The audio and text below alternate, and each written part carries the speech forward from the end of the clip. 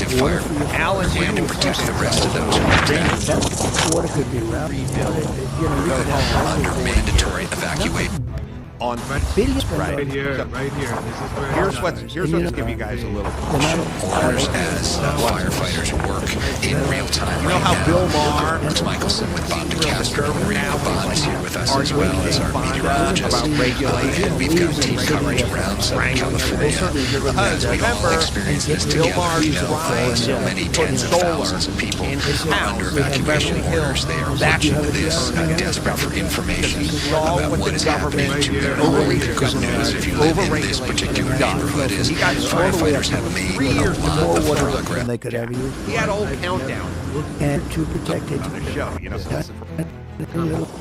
Myself, routed into the Hours using those air resources, but we are not out of the woods yet. And as we saw with the whole most the water for progressive your forests. You know your forest. in work. Yeah. Okay. Routed. Or in the, they are Right here. This is where it's done. No, billions spent on so on the Palisades. forest fire. And you know they I out 80%. break their forests. You're not burning allowed this to- morning.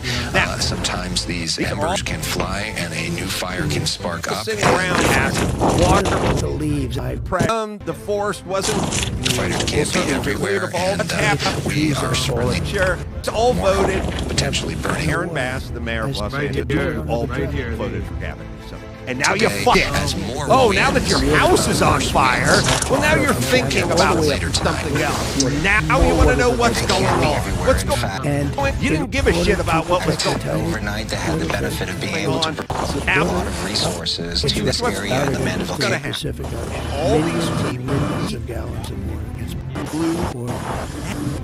All of that. Now, Water for In an area, and they have more than 100 they're going to Dangerous. firefighters there, engine. No, millions of dollars a year they spend on. they're going to vote for Structure protection, They're firefighters not allowed to protecting rake these earn. homes. And we took a So far I've shot. always said, live And all they have to do Uppercut. is fine. rake Good. it up. But out, know, all we you try to saw pull was a a person. line We'll of certainly fire get rid of it. engines.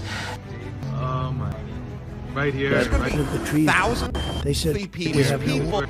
This is don't want to live in. I said, do you have a drought? No water. They Because And love their the houses water flow. flaked Got a out. natural love- flow from Canada all the way up Homes to to try whole and bunch of protect rain. these more homes. water than they could ever use. people, and they're going to rebuild this And to protect it, passes and between gets routed the into part where they Pacific Ocean. planning But they commission cannot be everywhere.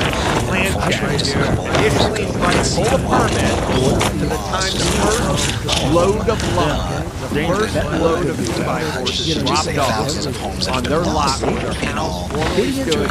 It's going to be A free. couple of days. And 1,000 permits, 1,000 arguments, and 1,000 discussions at the coastal commission.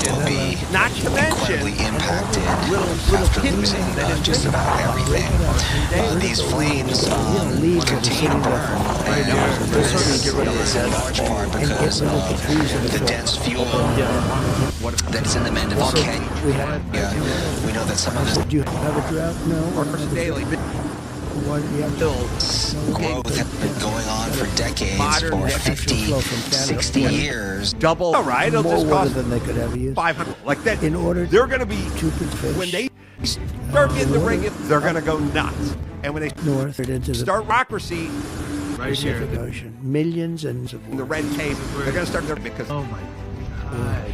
I could have all of this. You know, what Trump says is we're going to free people up. What? I've never look at. the forests are dry as a bone. They're going to find out they are going There's to been lose virtually no people on the clearance. It planet. makes for some quite beautiful trails to recreate on, but at the same time, by the way, it does I don't think the Coastal Commission pose is a going to huge okay danger anyone for rebuilding any of their houses. living very Leaves close. are sitting there for They're lives. Pretty much paradise. Say they're in And the when you business hike those hills, they're in the business of getting you to leave. terrain, They is beautiful and which some of the most is spectacular views nobody of Southern California they're going as to make you it walk up there. hard for everyone. All the And way then up and more water Or than run they up could there, ever they're use. ambitious. And 9 angry lesbians that rolling hillside is going to be everything very that goes different on when in we get out of Malibu. this.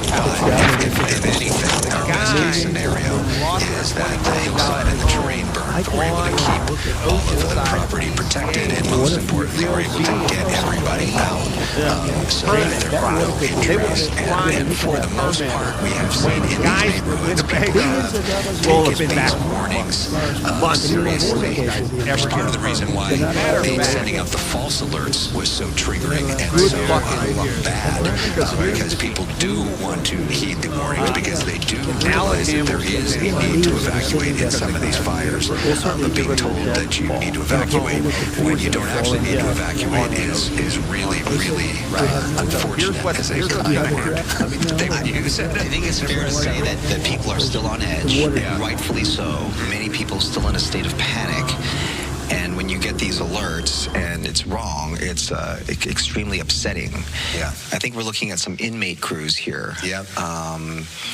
And there's been some controversy, Bob, over the years about whether that program should continue and what to do with that. But as we've seen in this fire and so many fires over the years, those crews can be really valuable. And when we look at the way California voters voted on this the last election, whether or not we should be able to use inmates for things like this. Yeah. And they voted that we should. They voted that we should. Some people described it as like a slavery, but that's not the way that this was seen. So as we looked at that one house, and you see this hillside here, you know, they had done a good job, it looks like, with brush clearance. It looks like we've got one of those fire nados, the fire tornado happening right there, because these fires create their own wind patterns. And we saw some of that last night as well. But the homeowners, you know, one of the things that they can do, that they're advised, is to keep area clear around their immediate home, and that seemed to have maybe helped the folks here. Yeah, it's quite fascinating when you talk to people who are trying to prevent these fires, and the brush clearance is a big deal. A real quick map here, as we saw the Palisades fire to the east, the Eaton fire, and of course we're looking at the Hearst fire, which is largely contained there, and the Archer fire, and the Kenneth fire that is also burning. So multiple fires burning throughout our area, and all this red here is the evacuation zone that we're looking at. People still not allowed to return to their homes in this area, and it would almost seemingly seem like you know, things seem great, and the winds have subsided, and then we see a situation like this where you see why you know, mandatory evacuation orders might still be needed. So the numbers of the Palisades fire, right now we're at over 21,000 acres burned, 11% containment. That is good that we're starting to see that number move up, but we still means we've got, you know, 89% to go. At least 5 people killed. That number probably will rise. More than 5,000 homes destroyed. We have had new evacuation alerts last night, new evacuation alerts this morning. That evacuation zone continues to grow, and as we saw that map of the evacuation zone a moment ago, think about the amount of people that live in that zone, and what a strange weekend it is in Southern California. You think about today's a beautiful day outside. If we didn't have, you know, smoke and ash coming down on a normal day, people would be busy.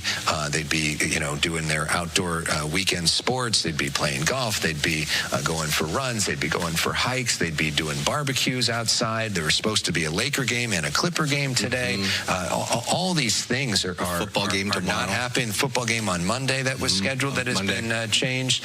The Chargers are supposed to play this weekend. There was supposed to be a big gathering here in Southern California to cheer on the Chargers, who are in Texas.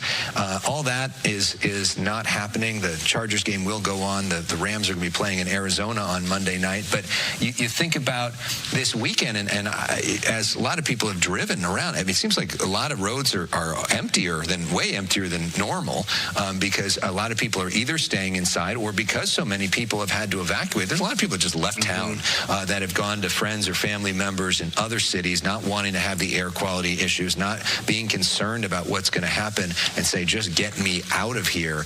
And you notice that there is just a sort of a somber attitude that you see around around Southern California that's very disorienting this weekend, a time when usually people would just be relaxing, and doesn't feel very relaxed right now. It's had a major ripple effect and impact on the entire region, not because you've got road closures.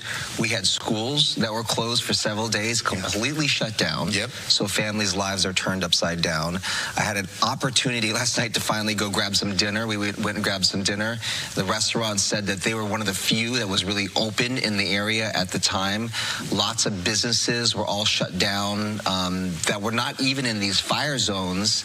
He was telling me as a manager of this restaurant that part of the issue was the staffing, and that either people were concerned about going about, which is fair, or something was happening inside their homes, or they were near the evacuation zone. Right. And so a lot of businesses have just decided to close shop for a while. And if you close schools all of a sudden out of nowhere, a lot of people have childcare concerns too, and maybe they either can't afford a babysitter or a nanny or something like that, or they don't have access to it, or maybe they can't book them that quickly. So that, there's a ripple effect. And then you think about the long-term ripple effect. This was some of the closures on the 405 freeway, which remains open, but the off-ramps nearby do not. Sunset, Getty Center, Skirball, Wilshire, and Sepulveda, Olympic. So basically,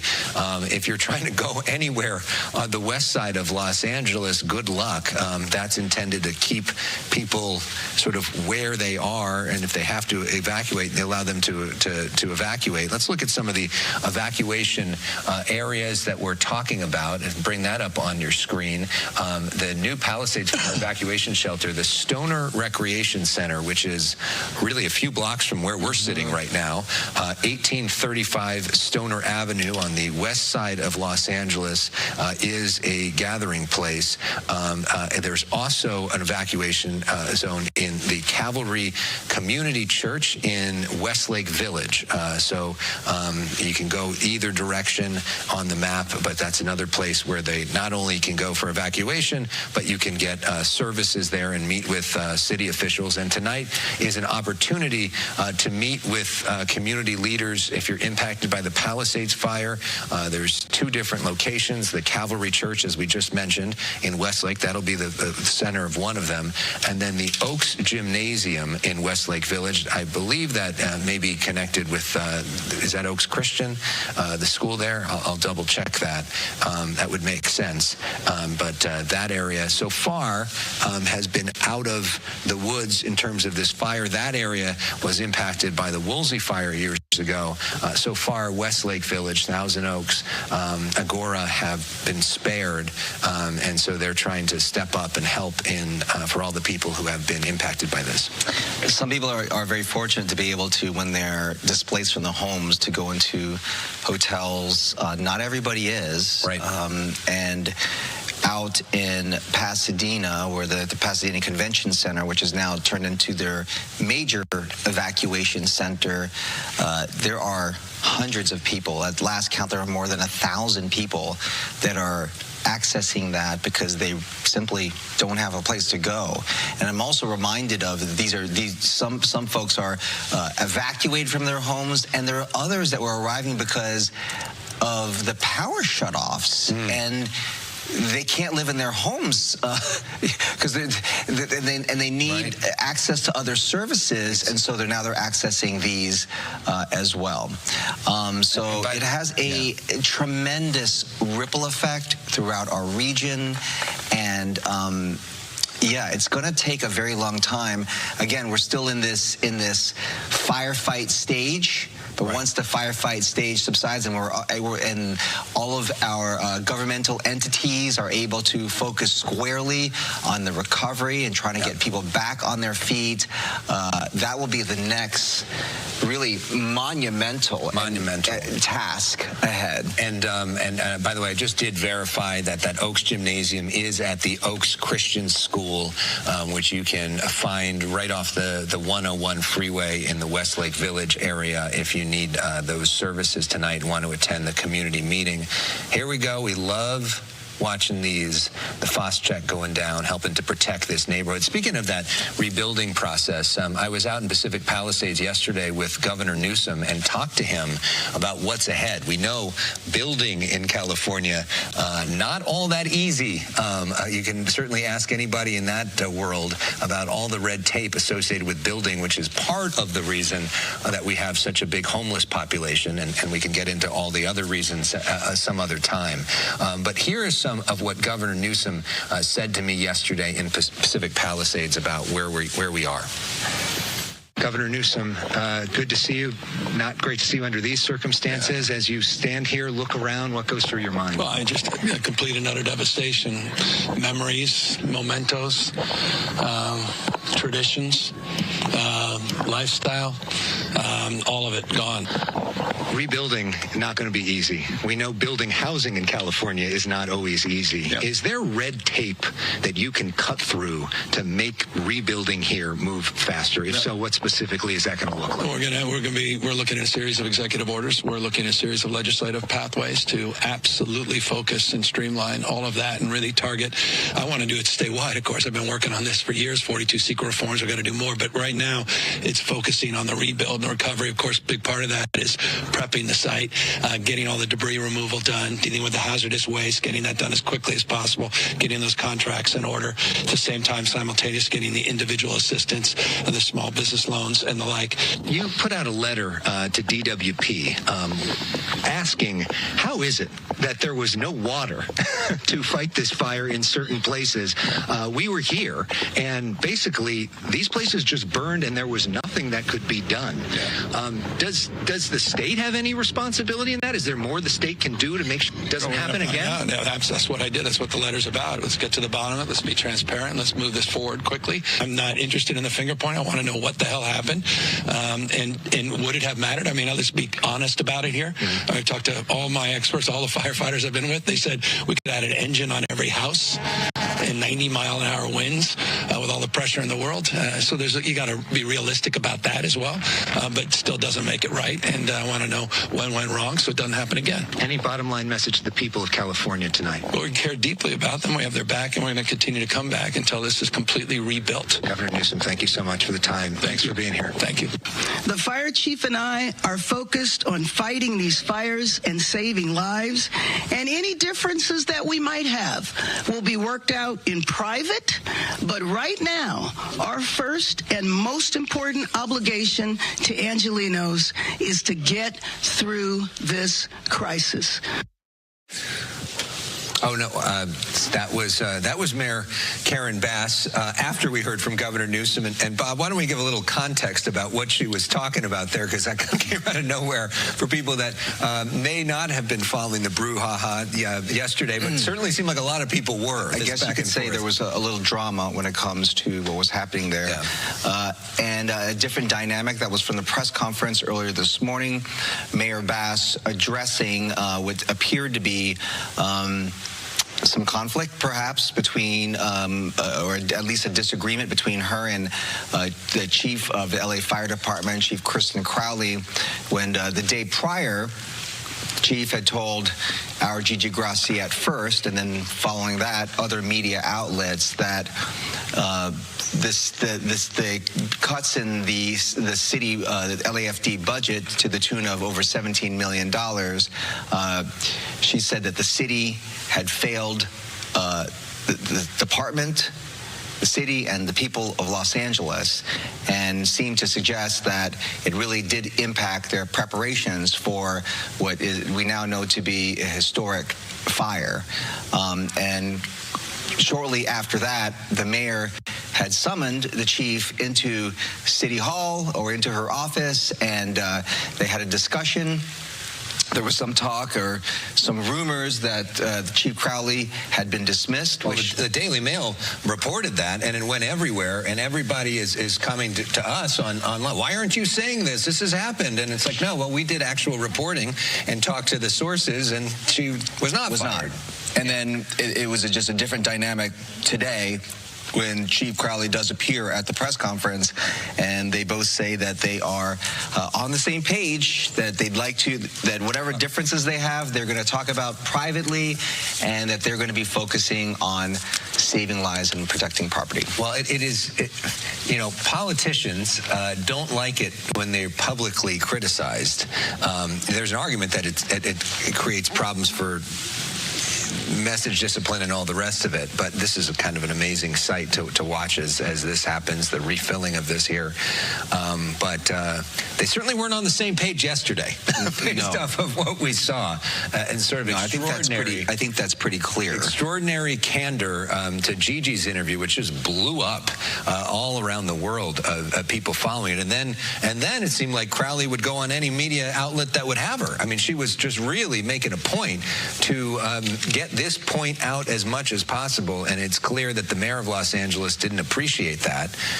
But with so much widespread destruction, and unfortunately people are in immense pain, people are looking for answers, and people are unfortunately also looking to blame, looking for somebody to blame. And of course, you're going to turn to our city leaders, and they're going to wonder, were we in fact prepared? And to be fair, the mayor did say that this is something that we will be discussing in the future. So it is a topic that is not over, and it will be certainly addressed. And Governor Newsom, who we just talked to, he's getting a lot of blame too, certainly from former President Trump and Speaker Johnson, who have both said that this fire is his fault, which of course he really does strongly disagrees with. Maria Quaban, as we look at these images, it is amazing to see the way that these aircraft work. It's fascinating to see this. It is in and of itself, but also it brings us hope, right? Because it's so hopeful when we see each time they do this,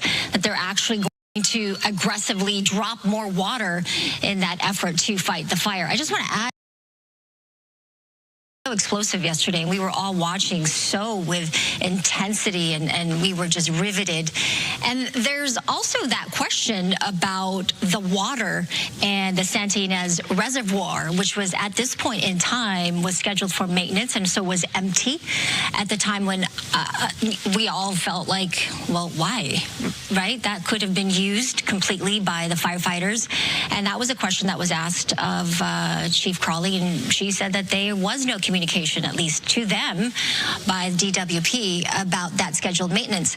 And now, if they had consulted with the National Weather Service or maybe the fire crews and talked about the dry conditions this season, my goodness, maybe they were working off of the last 2 years when we would typically be talking about an extremely wet month, right? December, January, February. January is typically the second wettest month of the year, behind February. And this year, very different from the last 2 years when we consider that this is the driest now 3-4 month start to the season on record, with a deficit that is growing now. Our drought is developing again because of the lack of rain and water. As I look at these live pictures, we're watching the smoke. It's lofting, right? It's not quite moving as aggressively as it was, certainly even as late as yesterday morning or the day before. Tuesday, Wednesday, Thursday was just incredible to see those ferocious winds, those destructive winds, coupled with the very dry conditions outside. Relative humidity values were down in the teens and single digits at one point, and they've recovered a little bit last night. I mean, we had that onshore flow. I don't know if you felt it, Alex, at all, if you went outside. Going outside is definitely a problem. Did you smell it when you went out the door? Yeah, and then I was in the zone yesterday with Governor Newsom as well, right in the middle of it, and it really, really is bad. But you can smell it here. You can smell it in our parking lot. We're in West LA, and even we have an underground parking lot, and it's all the air in the underground parking lot is full of it. And you see the ash on the cars. Yep. You see it everywhere, and this is so toxic. We spoke again to a health expert and a doctor about the unhealthy, very dangerous air quality actually outside, particularly for those who have any upper respiratory issue. If you've got asthma or emphysema, if you have some kind of disease, this is just detrimental. And if you don't, this can certainly cause those kinds of things. So we encourage you to limit your activity outside. Just get in your car and go and get to where you need to go. I had a call from my son's coach about basketball practice, and I said, no, absolutely not, unless you're inside in a gym. This is just very bad air quality all across the board, not just where the fires are burning, but across SoCal from Ventura South into Orange County, the Inland Empire. I heard you talk about the most destructive and the cost. I looked up these numbers here. Camp Fire is where we go, right, with the #1 deadliest, costliest fire in the state of California. And that burned, over 18 structures, almost 20,000 structures. Eaton Fire is the second one with 7,000 structures right now. Tubbs Fire in 2017, you might remember that. Palisades now, I added the 1 because we saw with our very own eyes as it burned that home. Yep. So over 5,000 structures, but some preliminary estimates, which, by the way, the Camp Fire, they've been talking about maybe $12.5 billion. Yeah, and that's Paradise for people that may be more familiar with that town of Paradise that was basically wiped off the map in that moment. So many, hundreds of people died in that fire. They've adjusted for inflation. It's something like $12.5 billion. But now when we talk about the Palisades fire, where you see those multi-million-dollar homes, I mean, just the fires together, they're saying some estimates of 150 billion, potentially, dollars lost in these fires. So it's just staggering. Yeah. Staggering. It is. I tried to get a specific answer from Governor Newsom on that, and he said it's way too early to tell, and if we start throwing around numbers, everybody's just sort of guessing. But he said, because he had been to the Camp Fire at Paradise with President Trump, the head of CAL FIRE I talked to also yesterday had been to the Camp Fire, and they both said that what you see in Pacific Palisades is actually worse.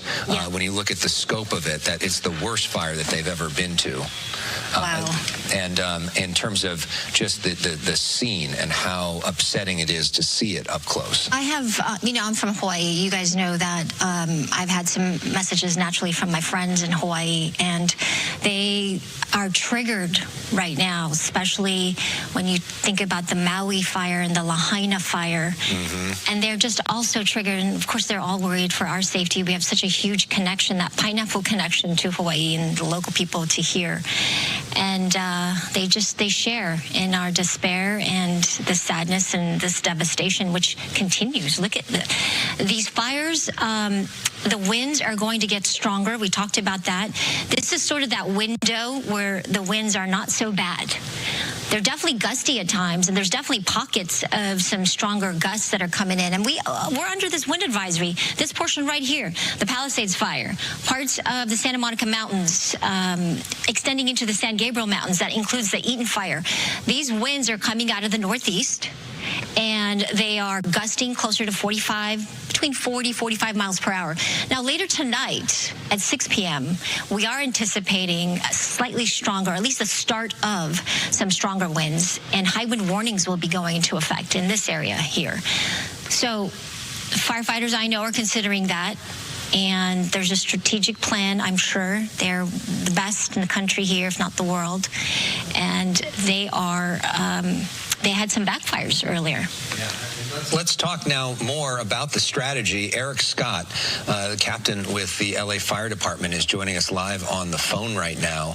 Thank you for your tireless work on this. We appreciate the daily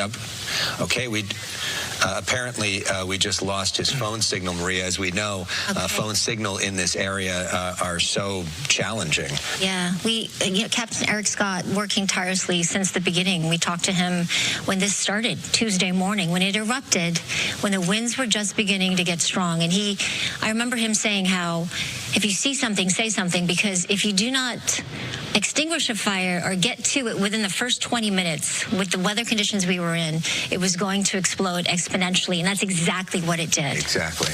Gigi Graciette has reestablished her shot. She moved to a different location there within the Palisades fire in Mandeville Canyon. Gigi, where are you? What can you tell us? We're on on Cordelia here in Mandeville Canyon, and joining me now live, Battalion Chief Brent Pasqua with CAL FIRE. He's obviously keeping a close eye on the fire. We are again on Cordelia, right above Mandeville Canyon. I mean, this has just been an intense firefight. That's right. You can see the coordinated effort we have with the firefighters on the ground, working with our aviation assets, the helicopters, the large air tankers, dropping retardant, doing everything we can to protect these houses down below. Now, we were talking, you and I, about those very large air tankers. We're talking about CAL FIRE assets. You brought in that very large air tanker contracted for this specific fire. And actually, I even see a hand crew way down there on the hillside. I don't know, Armando Hernandez, photographer, before I go back to you, Brent, if you can pan over to the left, actually down there in the bushes, we see hand crews. That is extremely challenging work. Yeah, that's part of the attack. We go direct on this fire line. We cut fire line directly on it while the aircraft drop above us and slow the fire down. And, you know, folks that are watching, obviously they're evacuated. Most have left. Some have stayed behind. They may be watching us right now. They may live right here on Cordelia. Describe to me what is going on up the street. I see strike teams basically stationed at every single house to protect that home. That's right. We've really surged our resources into this area. We don't want to lose any more houses. That is our number one goal. We don't want anything like we saw the first 2 days of this fire. These conditions are way more favorable. We're used to fighting fire like this, so we're ready to take the fight to the fire. The challenge tonight, those changing winds, we're going to get more Santa Anas again in a few days. Tonight, I think we go on fire weather watch. There has to be a lot of concern on behalf of firefighters. Absolutely. We know these winds are predicted, and we've been treating these last two and a half days to our advantage with the favorable conditions. So it's all hands on deck to get this fire contained. And we're waiting actually for that VLAT that is probably refueling, and we say refueling, but restocking itself with fire retardant, which it's been putting on the hillside, trying to prevent this fire from continuing to move. Because down there in Mandeville Canyon, I don't know, photographer Armando, if you can actually show us the homes to the right of where we're seeing a little flame, nothing compared to what we saw earlier. And you can see this burn scar. I mean, these entire hillside, this was just raging this morning. That's right. And I can feel the wind kind of changing right now as we're speaking. So we have to take that all into account and close the back door, if you will, on this fire so that it doesn't start running in the opposite direction.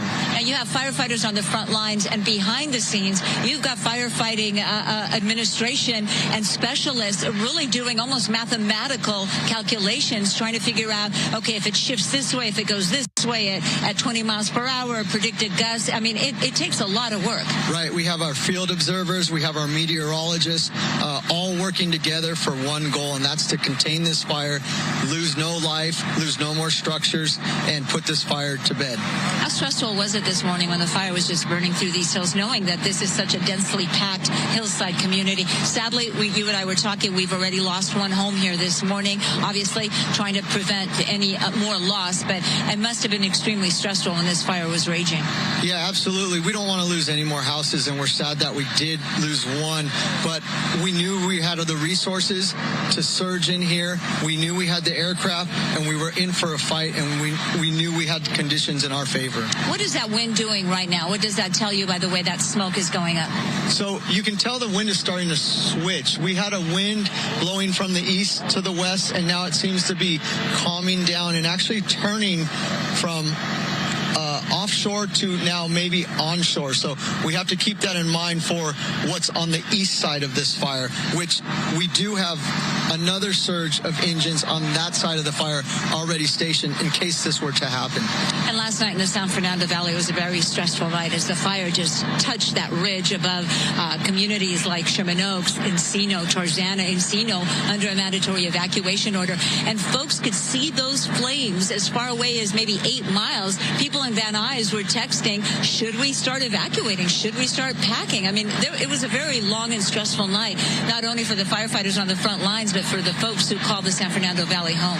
For sure. Yeah, I saw it last night from the freeway, and at night, the glow always looks a lot bigger, and it looked like it was right there, so understandable. All right. What is the plan of attack now right here? This is we're going to keep doing the same thing we're doing. This fire is backing down slowly, which is what we want, so we can fight it directly. We We can drop air tankers on it. We can position our helicopters to make direct drops on this fire, and we can fight this fire on our terms. Tell me about that new piece of equipment that CAL FIRE is using now. Yeah, our new C-130 is here, also fighting this fire. We got that C-130 earlier last summer, and so it's exciting to see it here in action. And they've really proved invaluable to these fights, especially when you have to fight from the air. That's right, and they have new technology as far as dropping the retardant.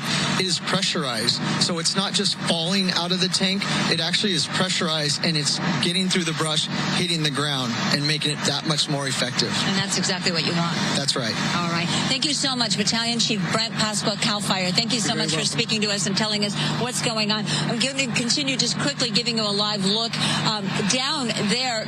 Are you able to see the firefighters on the side of the mountain? They're like climbing the side of the mountain because Gigi, a lot of this work does have to be handwork. Yes. Are you able? Is he still there? Are you able to ask him about what we? Yes. What we thought were some crews doing backfires. Is that one of the strategies that they're utilizing right now? Yes, we believe they were doing backfires last night. Battalion Chief Brent Pasqua is on that San Fernando line ridge as the Palisades fire moved up that ridge. They got to work creating some lines, right? That's right. We had engines at all the houses up there, and then we were able to do a successful firing operation to push the fire away from the community. It worked very well, and that community is a lot safer today because of it.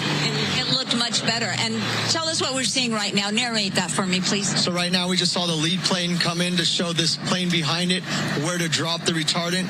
You'll see in a sec as it comes out of its belly tanks. The red Phos-Chek retardant creating a fire line. That's not going to extinguish the fire. That's going to slow it down so the firefighters that you see laying hose and cutting fire line right here can get to it. Right, and that VLAT, as you referred to it, VLAT standing for Very Large Air Tanker, that can carry anywhere between 8 and, I believe, 12,000 gallons of either water or fire retardant. That's correct. It's usually fire retardant, but yeah, a whole lot of retardant. All right. Thank you very much, Chief Brent Pasqua from CAL FIRE. You saw that live right there, that Very Large Air Tanker dropping up to anywhere from a minimum of 8,000 gallons of fire retardant, creating a fire line. And as the battalion chief explained, that doesn't put the fire out. That creates a line, a border, so that the fire doesn't pass that. If the wind cooperates, of course, because when you're up against those Santa Ana winds, those embers will fly right over that fire line, and that's when it is so dangerous.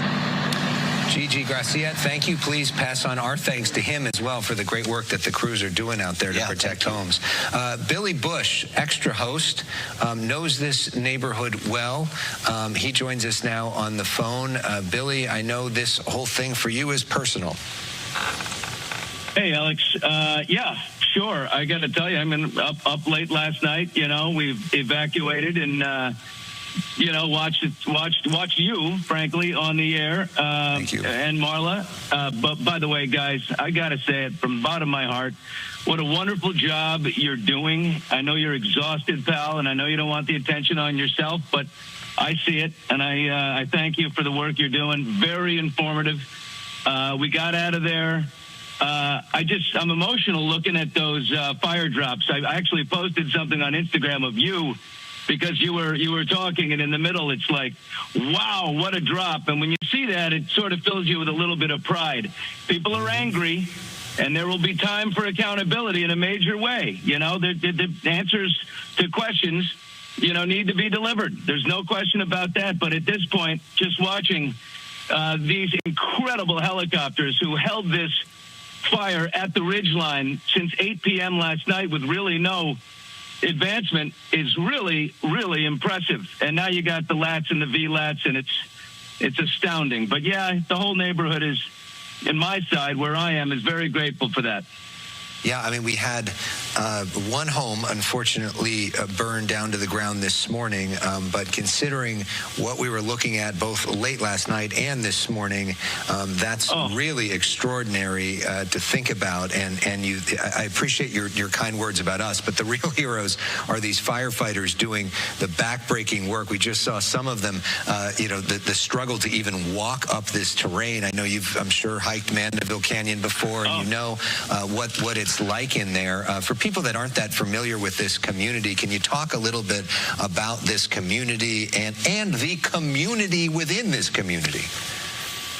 Yeah, the Encino Hills. The Encino Hills are, fire doesn't roll downhill like it goes uphill, as we know, but it's a vibrant community, a close-knit community here in the valley. Up on the Mulholland Fire Road up there is, where everybody goes hiking, and everybody, you see people walking their dogs and riding mountain bikes. I mountain bike up in there all the time. I hit the fire road, and then I take off north, and then I get down Sullivan Canyon, and I can ride down into Mandeville, and then you ride back up. It's absolutely beautiful terrain. You can't believe you're living in a second largest city in America, and you have this kind of outdoors activity there. It's a beautiful, beautiful place. Devastating to see what's happening there. Talking to all my neighbors, everybody's out of the area. They can't get in.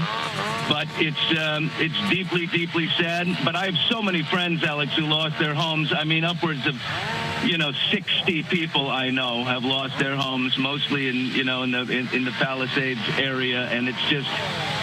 Boy, it's tragic. They're all signing leases to rent places or trying to find hotels, and it's just, it's emotional. People are mad. People are sad. People are angry. It's all kinds of emotions swirling, and I just reiterate to just be great. Think about these firefighters who haven't slept at all and what they're doing, and the pilots. Oh my gosh, these pilots are unbelievable. The way they grab this stuff right out of the Encino Reservoir and fly back up there in such coordinated fashion. It's, there's a real silver lining there. Take a lot of pride in that. Yeah, it never gets old, Billy. It's Bob DeCastro. Mandeville Canyon, it's interesting because it provides an interesting dynamic, and it could be scary, especially if we had winds that could funnel or push things down that mountain. So you shudder to think if this was a couple of days ago, what that could have been. But what has that been like? Because, when we have these normal, traditional Santa Ana winds, they often push towards the ocean, and you think this happened in the Palisades, and you're in the Mandeville Canyon area, and you're like, you know what, we're okay now. But over the past couple of days, to see this fire inch towards this direction, the easterly direction, has to be extraordinary, terrifying for folks living in that area. Well, the terrifying moment is when you decide at 1:30 a.m. or 2 a.m. you can't take it anymore, and you got to close your eyes. It's that moment that you don't know what you don't know how long you're going to be down for. You're not setting an alarm, and when you wake up, you don't know what you're going to see. So obviously, I slept for a few hours, popped up, went outside, and you see this giant plume just sitting there, and you say, wow, is that catastrophic? But isn't it interesting that it's just stationary? And then you're right, the winds are down, so it's sitting there, and you say, okay, well, wow, how lucky are we that that's happening? Billy, and that's what I saw this morning. Billy, hi, it's me, Maria. We see you, love it when you visit here on the set in the mornings. It's Maria Quavon. When you are told that you have to evacuate, when you hear about those orders, what goes through your mind? Where do you go first? What are the things that you're looking at to take with you?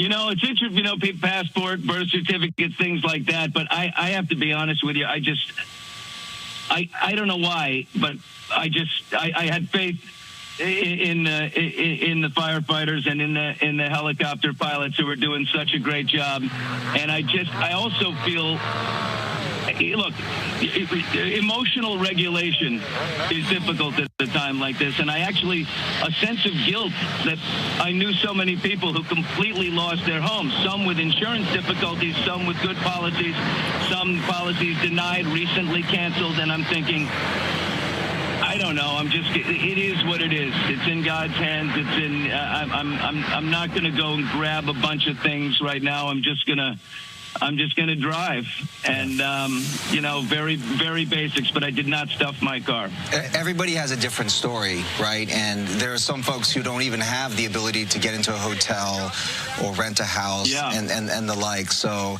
it's one of those things now. It's so incomprehensible. It's almost like for families and people, you take it moment by moment.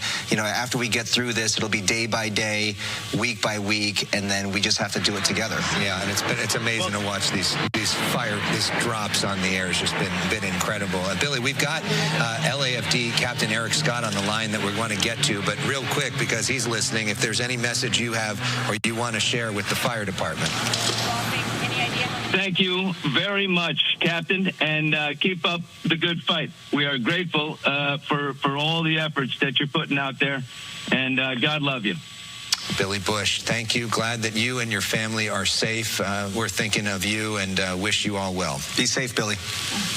Bye, guys. Thanks. Keep up the good work. Bye, Billy. Send our love to your friends as well who lost their homes. So sad to hear about that. As we mentioned, Captain Eric Scott joining us on the phone, one of those heroes that has been working nonstop to get the public informed, keep the public informed.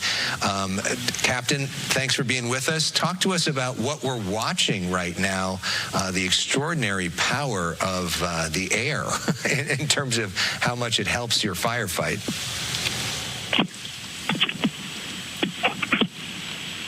Captain Scott, can you hear us? Oh, I think we lost him again.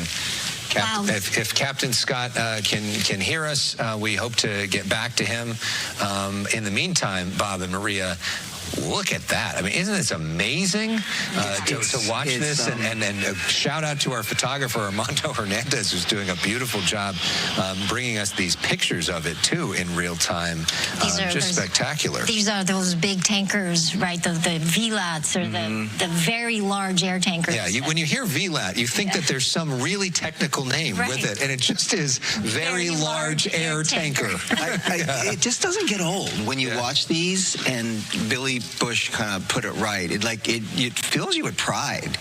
You're watching with all this heartache and devastation, and it's just a show of power and strength and resolve, and we know we have the ability to get through this. We have the ability to fight this. And it's also a reminder, at this time, as you mentioned, everybody's looking for somebody to blame, and we're in such a divided political world where people get different information from different universes and everybody's so against each other. I don't think there's any way that anybody could be against firefighters. You might be against some of the officials who are making decisions, but these men and women who are doing that back-breaking work, working hour after hour in all these different communities and literally saving lives and saving homes. It's one of the only things at this point that we as a community can all get together and get behind, and thank the heroism, especially of those pilots, Maria, who are really making a difference. I know. They're flying against the most harrowing of circumstances, right? They're having to fly up there where the winds are quite strong, even on a day like this, having to maneuver around some of those stronger gusts there, and through the smoke and everything, dropping that very important fog check. For me, when I watch those drops, it's like a light at the end of the tunnel. It gives me the hope that, hey, this might be over sooner, than we fear. But to that point, can you talk about the winds that are not only coming tonight and then the winds that are coming on Monday? Yeah, the forecast is right on track, which for the most part has been good. It's been advantageous, I think, for the most part, for the firefighters. We have had some winds that have been consistently blowing out of the northeast, 10 to 20 miles an hour. There are those pockets where you're getting some of those stronger winds, some of those canyons, those winds funnel down the mountains and funnel through those canyons and passes, and they just get strong. Those are mountain waves. Mountain waves, yeah. A little different from the mountain waves that we talked about earlier this week. Oh, okay, by the way. yeah. So Tuesday, Wednesday, we had such a recipe in place. When we talk about the mountain wave, we had every level in the atmosphere. You know, weather and the atmosphere is so different, right, at each altitude. And so on Tuesday, Wednesday, we just had high pressure at the surface, high pressure aloft. We had an area of low pressure nearby that brought in all this extra support of cold air. Cold air is a very dense air mass, and it just helped that air to just drive fast down the mountains, and it provided us with those explosive, really fierce and ferocious winds that were clocking in at like 90, 95 miles per hour in some spots. There was even one gauge that I saw like 100 miles an hour. Wow. So when you have... Which is literally a hurricane. Yes. When you have those kinds of weather conditions, which, by the way, the National Weather Service did issue.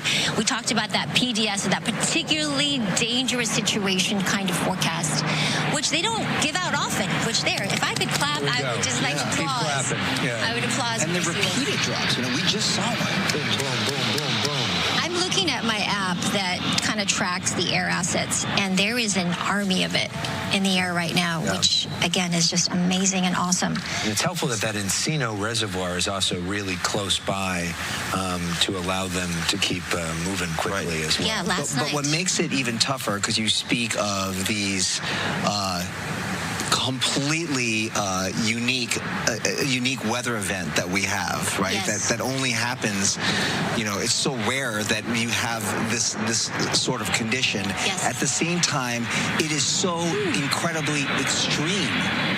It's so incredibly extreme to have those weather conditions that you can't even get these fire assets in the air, which is our biggest tool in fighting the fire.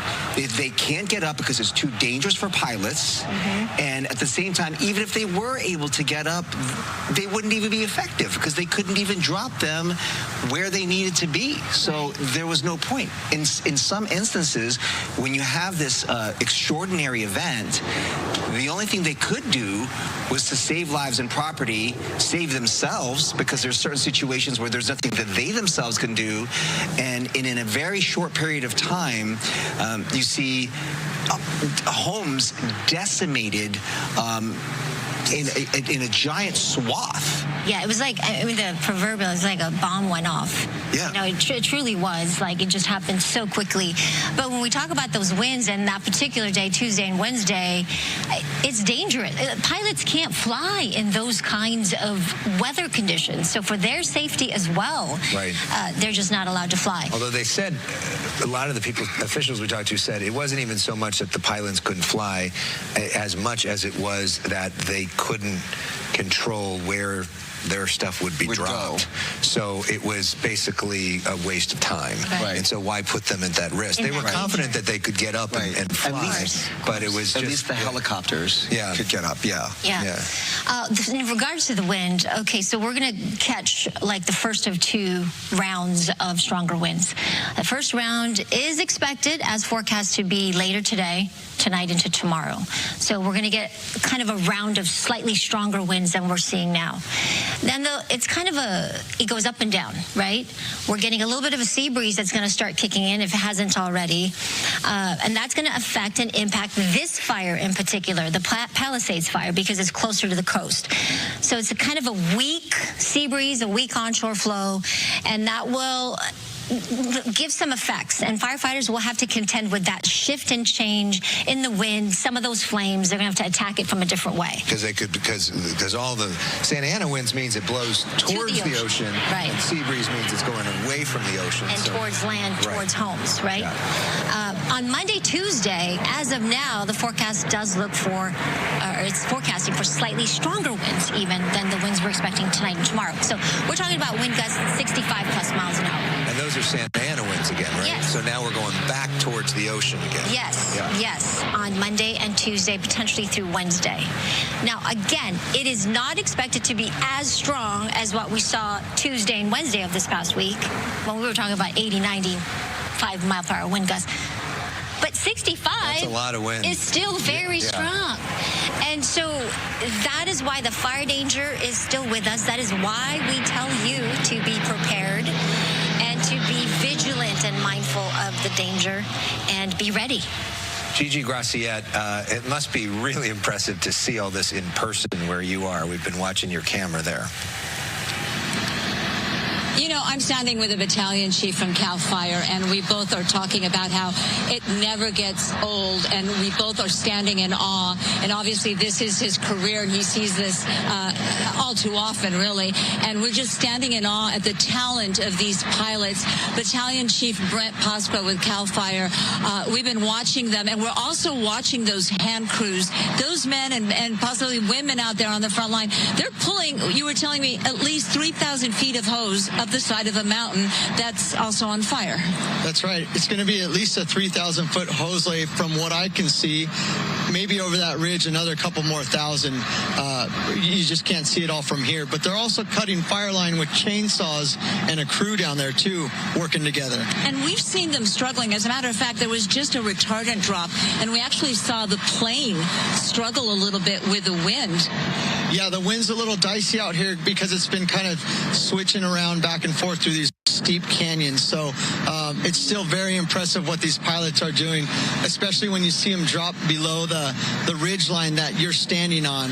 It's just remarkable the job they do. And some of those very large air tankers referred to often as VLATs dropping up to 11,000 gallons of fire retardant.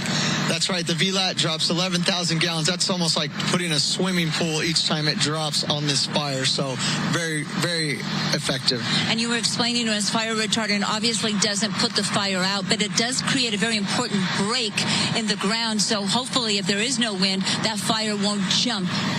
That's right. When you see these crews, they're working their way over to that retardant. It's going to be a smoldering small fire compared to a raging running fire when they get there. So the purpose of the fire retardant, it's multi-purpose. It's obviously to protect this Mandeville Canyon neighborhood. We're on Cordelia, and if you live on Cordelia, I can tell you right now there are firefighters staged up and down your block, almost in every driveway, just in case it's needed for structure protection. But the other purpose is also to protect those men and women on the side of the mountain there that are pulling that hose. That's right, and this is what we're used to. This is what we train for. This is how we fight wildland fires in conjunction with aircraft.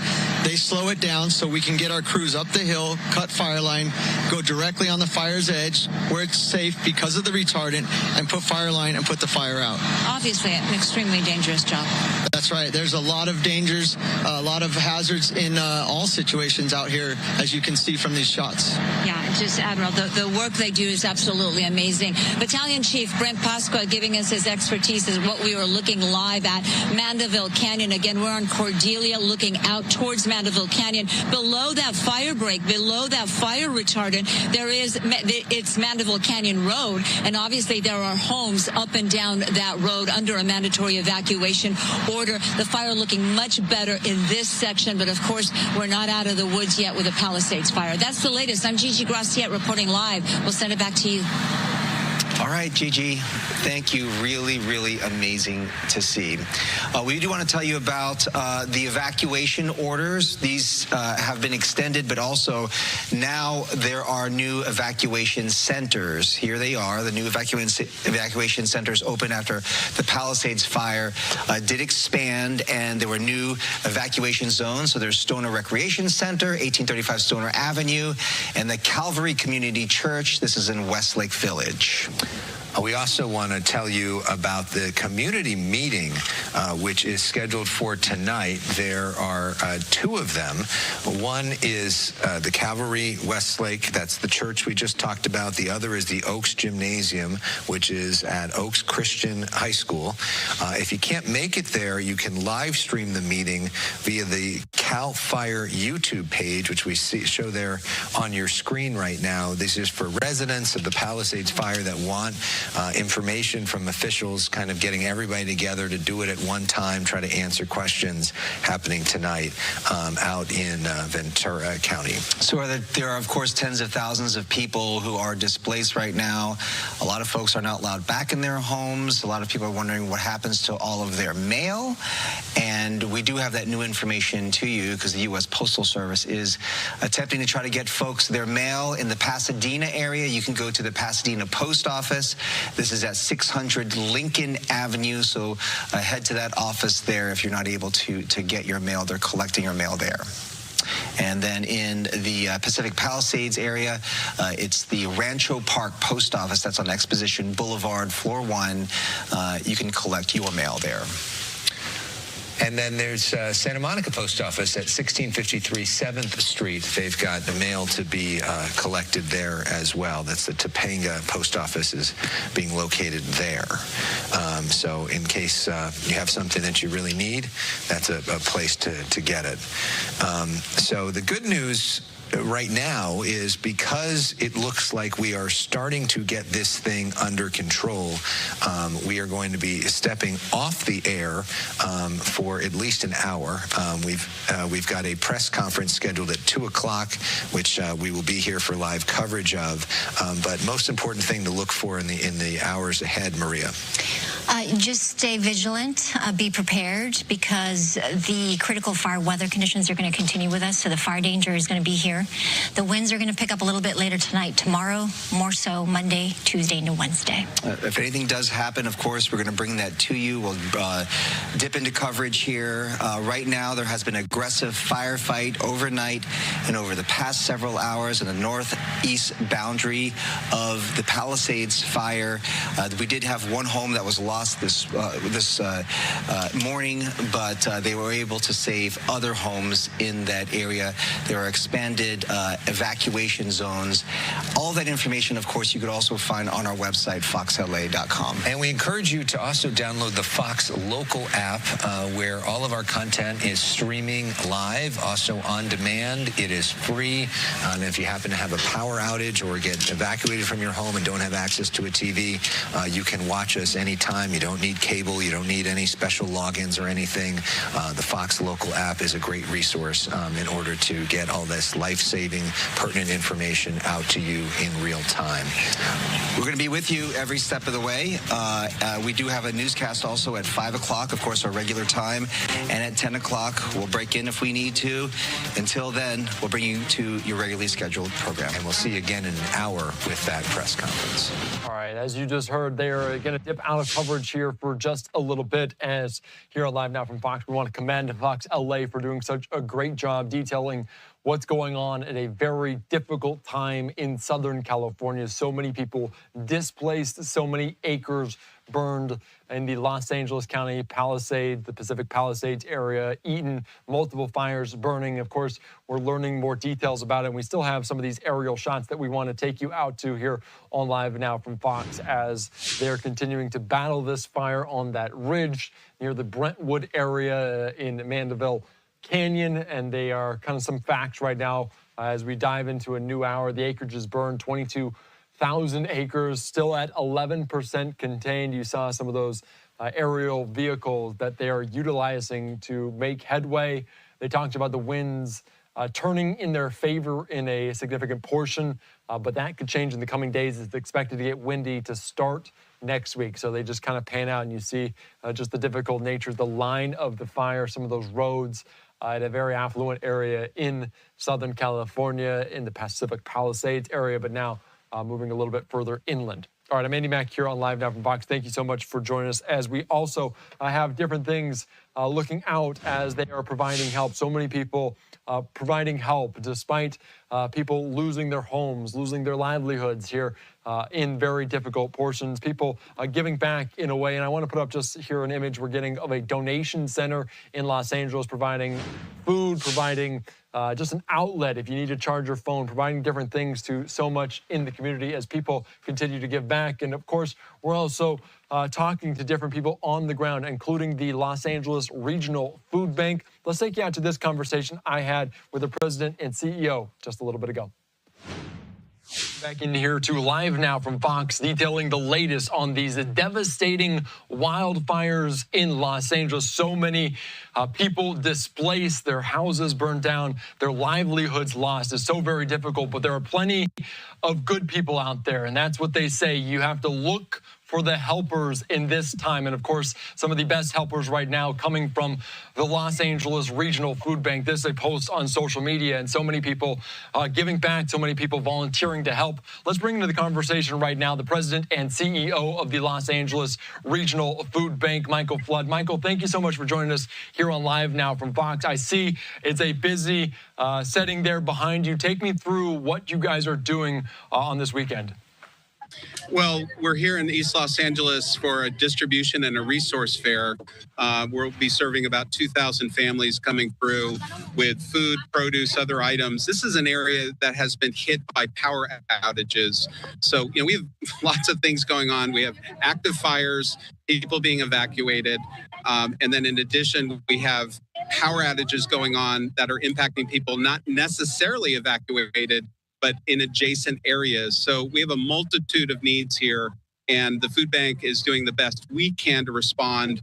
We're here with the county. We're here with many other community partners and also government agencies here locally with the County of Los Angeles, just trying to, again, provide help and assistance to people who are impacted. All right, that is so very good. And some of these images are just so hard to look at, so unimaginable. I think that's one of the supervisors there in Los Angeles calling it was an unimaginable night of terror and devastation. And of course, if you're able to, can you pan around, look at what we're seeing there in terms of some of these people? I'll just kind of give you the floor to kind of set the scene of what's going on there in Los Angeles. Yes, so we have a long line.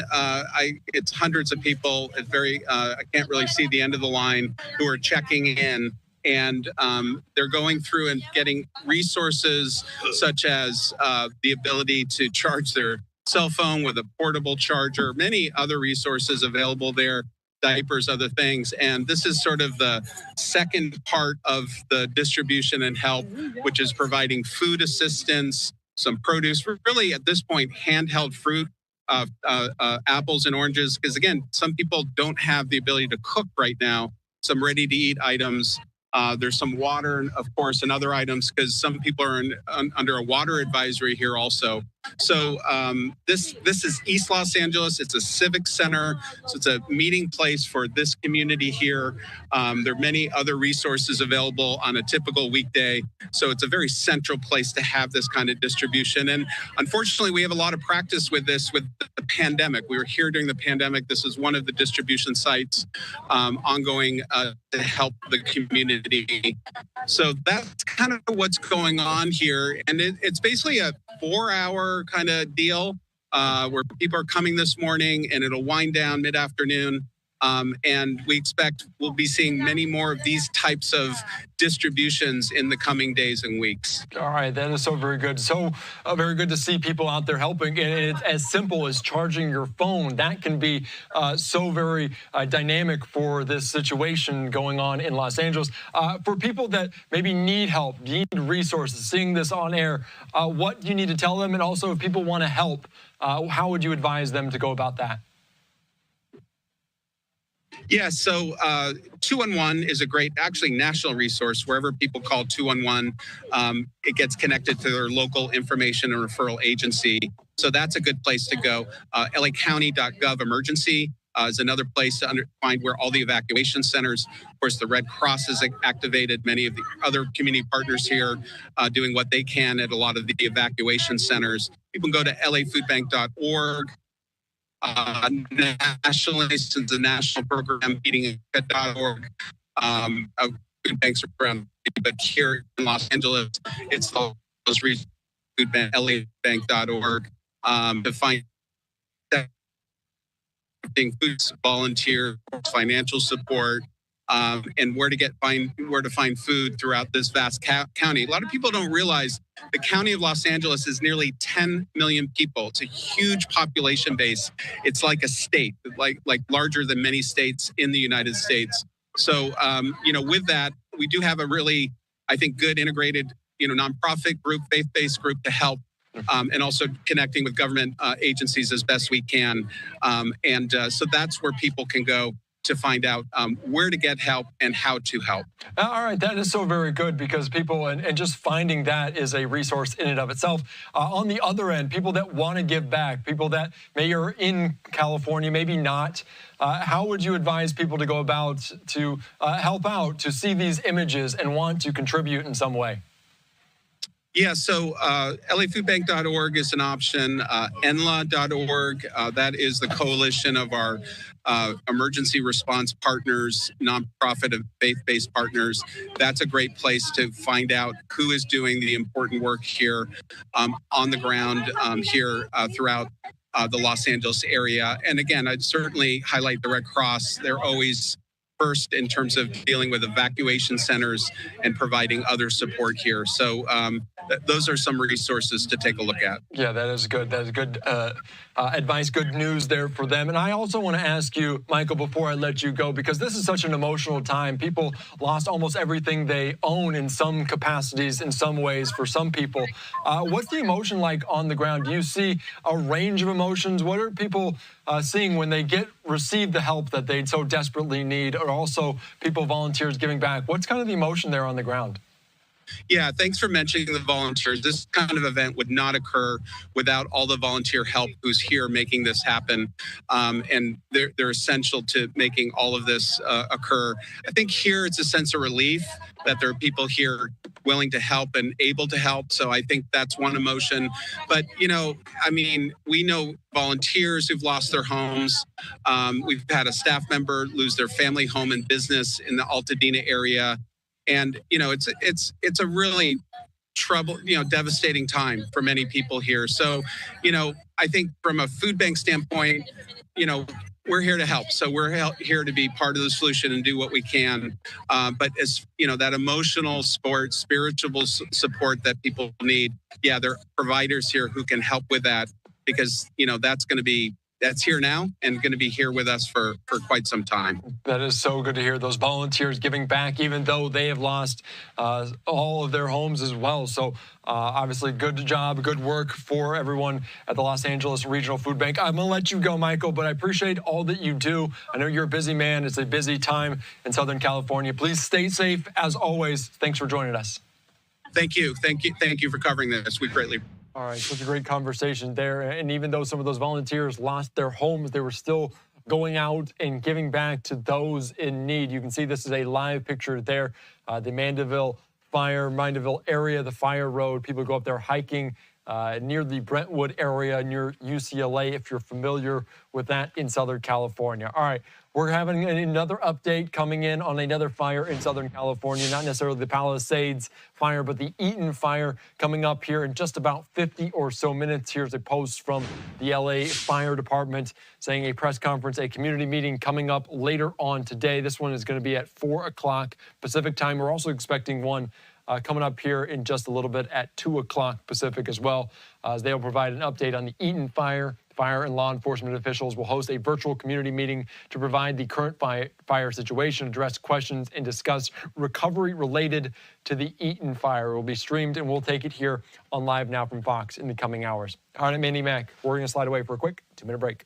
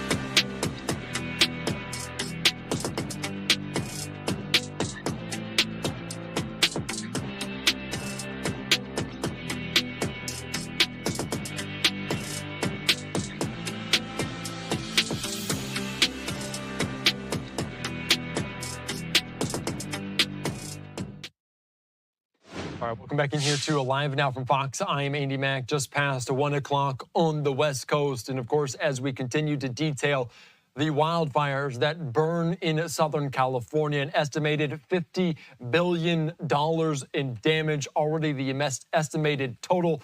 And of course, we're also talking about different lawmakers and their perspectives, both from inside California. We've seen Senator Padilla on the ground, LA Mayor Karen Bass, but other lawmakers as well. I want to put up a post from Alex Padilla, the senator from California, saying, to the brave firefighters and first responders risking everything to protect our homes, lives, and our communities, you are true heroes. For more on this, let's go out right now to Fox Capitol Hill reporter Chad Pergram with the latest.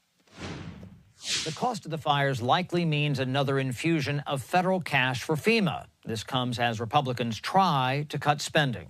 It's always going to be hard. I think we just got to prioritize, and I think we need to couple any major spending with cuts on the other side. So to be clear, when that bill comes due for California, some conservatives say we want to see some offsets. Absolutely. Congress just spent $100 billion on FEMA after last fall's double hurricanes. This price tag could be even more staggering. Burchett is skeptical that FEMA is up to the task. He doubts that California victims will ever see what they're owed after this disaster. Some Republicans take aim at liberals who run much of California. It is an epic disaster of mismanagement. What's happened in California is the fault of Gavin Newsom and the legislature there. They don't take care of their forests, their forestry management. They don't take care of underbrush. Other lawmakers say California climate change policies forced insurers to drop fire coverage for homeowners. It caused the companies to flee the state. And the people that made those policy decisions have to be held accountable too. But Democrats rebuke criticism of California's leaders. I think that's all honestly just ridiculous. I think what's most important is that I think our governor is on the ground doing a great job managing the response. I don't think that we should be putting blame on anyone. Still, some Democrats question the local response. Why didn't they have water? Is it negligence, or is it just the fact that so many fires were breaking out all over the city in so many different areas that it was being the system was being pushed to capacity and got overwhelmed? It'll take months to assess the cost of the fires. Congress must likely foot the bill and boost FEMA during the next round of spending due in mid-March. On Capitol Hill, Chad Pergram, Fox News. All right, thank you so much. And this is also a post there from FEMA saying, Deanne Criswell saying, I met with Gavin Newsom, the governor, to assess the damages from the devastating wildfires in Los Angeles. Our FEMA teams are working diligently on the ground, working with local, state officials, and are committed to the safety of those affected communities. And of course, we're continuing to follow it very closely here on Live Now from Fox as well. Congress's response, but also the response from the LA Fire Department, the response from the mayor, and they called them disagreements at a press conference this morning after the LA County Fire Chief says the budget cuts hindered the response to the California fires. They did appear together at this press conference. Let's take you out to hear an update from what they had to say early this morning on the wildfires that continue to burn in Southern California. That sounds good.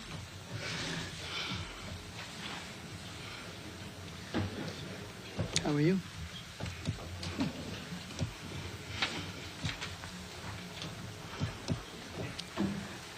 Are we all ready? Yep. Everybody in place? Good morning, everyone. Let me thank you all this morning. I want to especially thank our first responders, community members, leaders, everybody, as we continue to go through this crisis, this emergency. Here with us today, Fire Chief Kristen Crowley, Police Chief Jim McDonnell, FEMA Regional Administrator Bob Fenton, District Director Julie Klaus of the Small Business Administration, and for all Angelenos, we are hurting, grief, still in shock and angry, and I am too. The devastation that our city has faced. But in spite of the grief, in spite of the anger, in spite of the shock, we have got to stay focused until this time passes, until the fires are out. Now, We need to stay focused, but I will say that when the fires are out, make no mistake, we will have a full accounting of what worked and especially what did not. And I know that this is a top priority of the people that are here behind me and the firefighters and the first responders that are on the front line. There is nothing that I will not do for the city where I was born and raised. And I know that that goes for all of us. So let me be clear about something. The fire chief and I are focused on fighting these fires and saving lives, and any differences that we might have will be worked out in private. But right now, our first and most important obligation to Angelenos is to get through this crisis. When the fire is out, there will be time for us to evaluate, but at the same time, we also must begin the recovery effort, and there'll be more to come from that in the next few days. So you saw last night that the fires intensified. The Palisades fire expanded, leading to additional evacuations in Encino and parts of Brentwood. But despite the flare-up, relentless air and ground assaults has led to increased containment of the fire. Emergency shelter is open at the Lanark Regional Recreational Center in Canoga Park. We are updating on lacity.gov with information about assistance and up-to-date evacuations. The Hearst fire is now 76% contained, and the Sunset fire is almost 100% contained. FEMA teams are on the ground providing in-person support, helping Angelenos apply for disaster relief at the Westwood Recreation Center and Ritchie Valens Park. The Small Business Administration is now offering home disaster loans, business disaster loans, and economic injury disaster loans, which can be applied for at lending SBA.gov. Let me repeat that, lending SBA.gov. And the National Guard is here too, helping relieve our firefighters and secure the perimeter of our evacuation zones, aiding our Los Angeles police officers in having zero tolerance for crime. And let me just say that again, zero tolerance for crime. And so that means if you are bold enough that you are going to go into a fire area and attempt to break in homes or do looting of any type, you will be arrested, you will be prosecuted to the full extent of the law.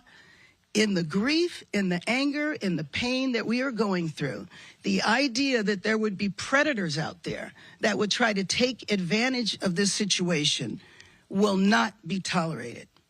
I want the people of Los Angeles to know that your emergency departments are working as hard and as fast as they can for you. We are a city, Los Angeles. We have been through tragedies before. I remember 1992, the civil unrest, when we had to rebuild the city. I remember 1994, the big earthquake. This tragic event will bring us together. We will stay together. We will get through the fires, and then we will rebuild our city, and we will rebuild our city even better. With that, let me introduce our fire chief, Kristen Crowley.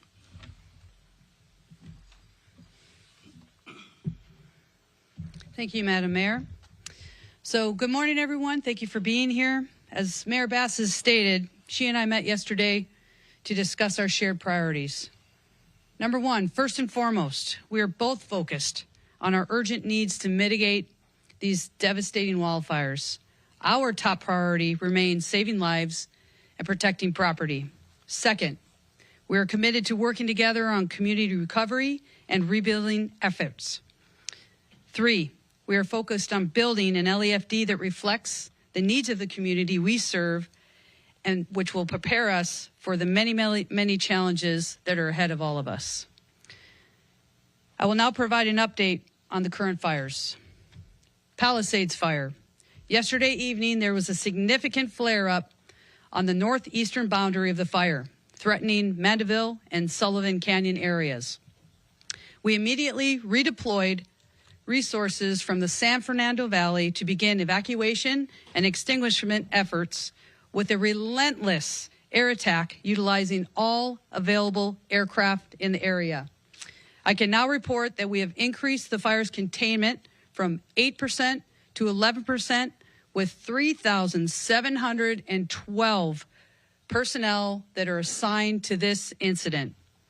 The fire is now at 22,660 acres with all evacuation orders and warnings. They all remain in place. The Hearst fire, 799 acres, 76% contained. 2 structures were damaged. 305 personnel are assigned to that incident. Sunset fire, halted, and I want to focus on that word, halted and stopped at 42 acres, 100% contained due to the due diligence of our first responders that are out there doing their work. Currently in a mop-up and patrol status and no active threat to the public. Now looking forward, over the next few days and into the next week, we will be facing another critical weather event. I want to assure the residents within our incredible city of Los Angeles that Mayor Bass, Chief McDonald, and I are in lockstep together, and that we will utilize every single resource at our disposal to ensure public safety and that we holistically protect Angelenos. Thank you, everyone. And next, I have the honor to introduce Police Chief McDonald. Thank you, Chief, very much. As we navigate this challenging time, our primary focus remains the safety and security of our community.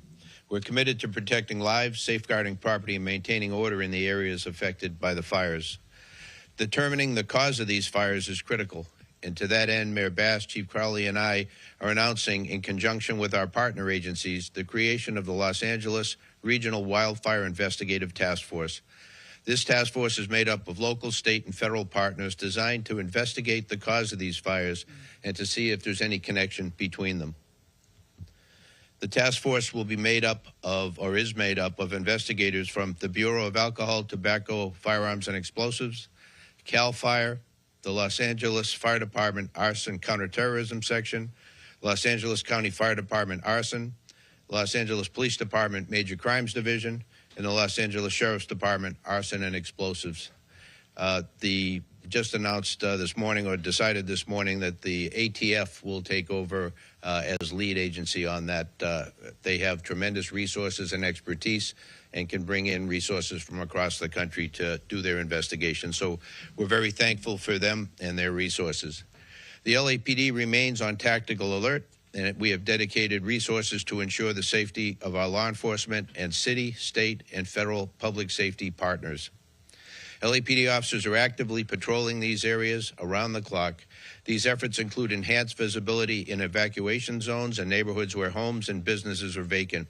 We're deploying marked and unmarked vehicles as well as foot patrols to ensure a strong presence and swift response to any issues that arise.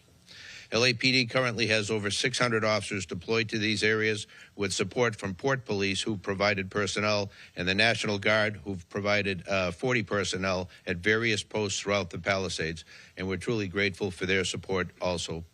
We've continued to respond to radio calls with reports of looting, although I'm happy to share that so far none have been substantiated in that fashion. Let me be clear on this, and the mayor just talked about it. We do have a zero tolerance policy for anybody attempting to exploit this crisis. Looting and other illegal activities will not be tolerated, and we've taken significant steps to prevent such behavior. Additional patrols are actively monitoring evacuated areas, and we've implemented a system of surveillance and rapid response. LAPD is enforcing a curfew in Los Angeles city areas where mandatory evacuations are still in place. The curfew will run from 6 p.m. to 6 a.m. Last night, we arrested a total of 5 people for crimes involving curfew violation in the Palisades burn area. I want to remind everybody that unless you are public safety personnel or another type of disaster worker, you have no reason to be at these locations. And if we see you in those areas, you will be subject to arrest. Any person who refuses or willfully neglects to obey the curfew order in effect in any evacuation order zone or evacuation warning zone within the city of Los Angeles will be physically booked for a violation of California Government Code Section 8665. A violation of curfew order is a misdemeanor punishable by a fine. All right, you're just listening in there to these different officials, including Mayor Karen Bass, Kristen Crowley, the chief of the LA Fire, saying they're going to put their disagreements behind them and work in this crisis together. All right, as we were just detailing that. That was a press conference from just a little bit ago. There's going to be another update coming up in just about half an hour. But we can see right now on the ground in Los Angeles, Matthew Seedorf, our Fox 11 team, diving back into their coverage to give you a sense of these Southern California wildfires. Let's listen in to their coverage here on Live Now. To the freeway, if you can take that video, a massive plume of smoke, but it's also kind of blowing away from the 405 as it seems like the winds are shifting. It's pretty calm where we are right now compared to what we were seeing, especially last night. And just a few minutes ago, I was up the hill a little bit behind some police on Challen Road, and it was kind of a logjam of police. They're up there kind of on patrol as the planes are making those drops and the helicopters very active, but also dry. You can tell they're watching this closely. But overall, Alex, pretty eerie feeling being down here. It's quiet. There's ash falling. It's smoky. Everyone just watching this very closely, hoping for the best. And send it back to you. And it's interesting where you're standing, and this is a public address, so I'm not saying anything that isn't well known. You're just feet away from the home of the Vice President of the United States and the Second Gentleman of the United States, Kamala Harris and Doug Emhoff, who live right there by that elementary school. They are not here this weekend. They're in Washington. But, you know, this story is personal for so many people, including the Vice President. Exactly, yeah, and that's inside the evacuation zone, like you said, right next to this school. And so many people over here have evacuated. We do see some people driving by curious, but there is a sense of urgency and also fear given what just happened in Pacific Palisades. Matthew Seedorf, thank you very much. We're going to go now to Daryl Osby. He's on the phone, and he's a retired LA firefighter. Of course, we've talked to Daryl many times before. The chief of LA County. Indeed. Yeah. And so what is your take on what's going on right now, Daryl? Yeah, I actually turned the news off, but just turned it back on. So it was almost inevitable that this was going to occur. Unfortunately, the resources are spread so thin, and the firefighters don't have enough ground crews to get containment line. We always need to have boots in the ground. The idea that they don't have boots in the ground and some of this terrain is inaccessible, they need to get firefighters or crew members in there separating the burn from the unburned. So some of the feeds will show the aircraft doing outstanding jobs as far as the helicopters making pinpoint drops, or some of the fixed aircraft making retardant drops, which is great. But at some given point, you still need to get boots in the ground to separate the burn from the unburned to get containment lines in.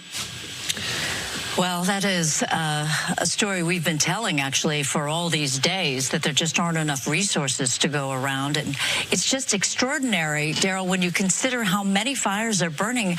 And while there might be one that's drawing all the attention, you certainly cannot let the others just go. So there are plenty of people, plenty of fire officials and professionals that are handling all those other fires. And we kept seeing so many little spot fires pop up, little vegetarian fires. Yeah, not vegetarian fires. But what we have seen this morning, Chief, is the air power has really been extraordinary. We saw one home burn, but talk about the value of those resources and how important they are. Yeah, I think that today you can see the significant value and investment that we've made at the state, local, and federal level as it relates to aircraft, because you have aircraft from all three entities. And you can see the impact that it's having today because the aircraft are able to fly. The helicopters have water sources where they can quickly pick up water and make pinpoint drops to support the ground crews or protect structures. Then you have the fixed-wing aircraft with the ability to fly to Riverside or wherever they're getting their FOS check and make those drops. And you can see the significant impact of those aircraft compared to when this fire first started in Pacific Palisades and they couldn't drop. And that significantly probably added to the spread of the fire because of their inability to use the aircraft those first few days. Chief, you've been in the room coordinating the response to massive fires before. Obviously, we haven't had one this big, but you've been there for big fires before. What's happening right now in terms of the leadership, how they're strategizing? Sort of paint a picture, take us inside the room a bit. Yeah, we'll have when we have situations with multiple fires, then there's a coordination center somewhere. I don't know where it is now. I'm retired. I don't know if it's with the LA City, LA County. Emergency Operations Center, LA County, and Little Tokyo. Yeah, okay. So basically what they're doing is they're looking at all the fires and they're prioritizing them. They're looking at the lives at risk, the property at risk, and the potential threat, and then also, too, any infrastructure, power lines, freeways, water systems. So they're going to score all those criteria, and then they'll make a determination where to send air resources and where to send personnel. So that's happening around the clock. Well, Chief, when you consider all the ways that they have been fighting these fires and the challenges, there's so much Monday morning quarterbacking, if you will, from people online or whatever, and they don't really understand the challenges of fighting this kind of fire. Can you speak to that? Yes, when we have these types of incidents, and it's only gotten worse now with social media and the ability to get on a phone or typewriter, that everybody has an opinion, and some of them are valid.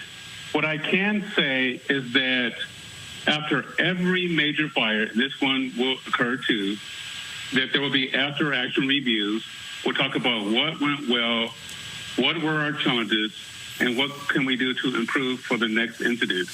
As an example, the last major fire I experienced was the Woolsey fire in 2018. And afterwards, we had community meetings, we had experts come in, we hired consultants, and we had over 200 recommendations that we implemented prior to my retirement. Going back, the bigger item I saw in the media was the water systems and their inability to keep up with the demand. And I can just tell you it's basic math.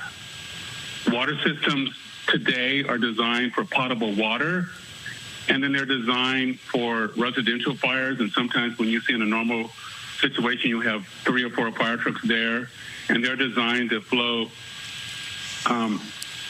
several thousand gallons of water for an hour or two. Commercial fires are designed to flow 5 to 10,000 gallons of water for 5 hours or longer. But when you have a situation when you're having hundreds of fire engines connected to a water system in an urban conflagration, which is probably an anomaly in today's environment, simple math, the water system was not going to be able to keep up.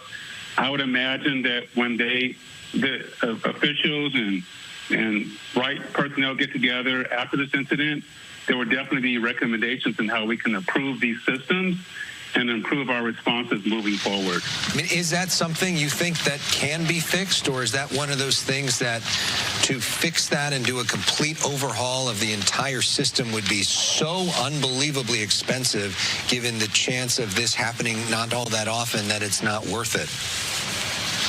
Well, that's something for the policymakers to make, and those types of decisions, and the ratepayers, because you're right, it will be expensive to do. But then on the flip side, we can't say we can't do anything to protect our citizens. Yeah. So somewhere in between the exorbitant cost to design these types of systems and what's reasonable will land on a decision, and that decision will be implemented moving forward. And it's going to be a multi-billion-dollar thing to rebuild these communities that maybe if a system was in place, they could have been protected, maybe. Chief, let me ask you one other question. How do you feel about people who try to fight their own fire, meaning they might have sprinklers on top of their roof, or they have, they take a garden hose even trying to fight the fire and keep the fire away from their homes? But doesn't that also draw from the general water source and then make it harder for you? Yes, there's no reason to turn on sprinklers or water systems or your irrigation. That just takes from the water supply for firefighters. So that's not a good use of water.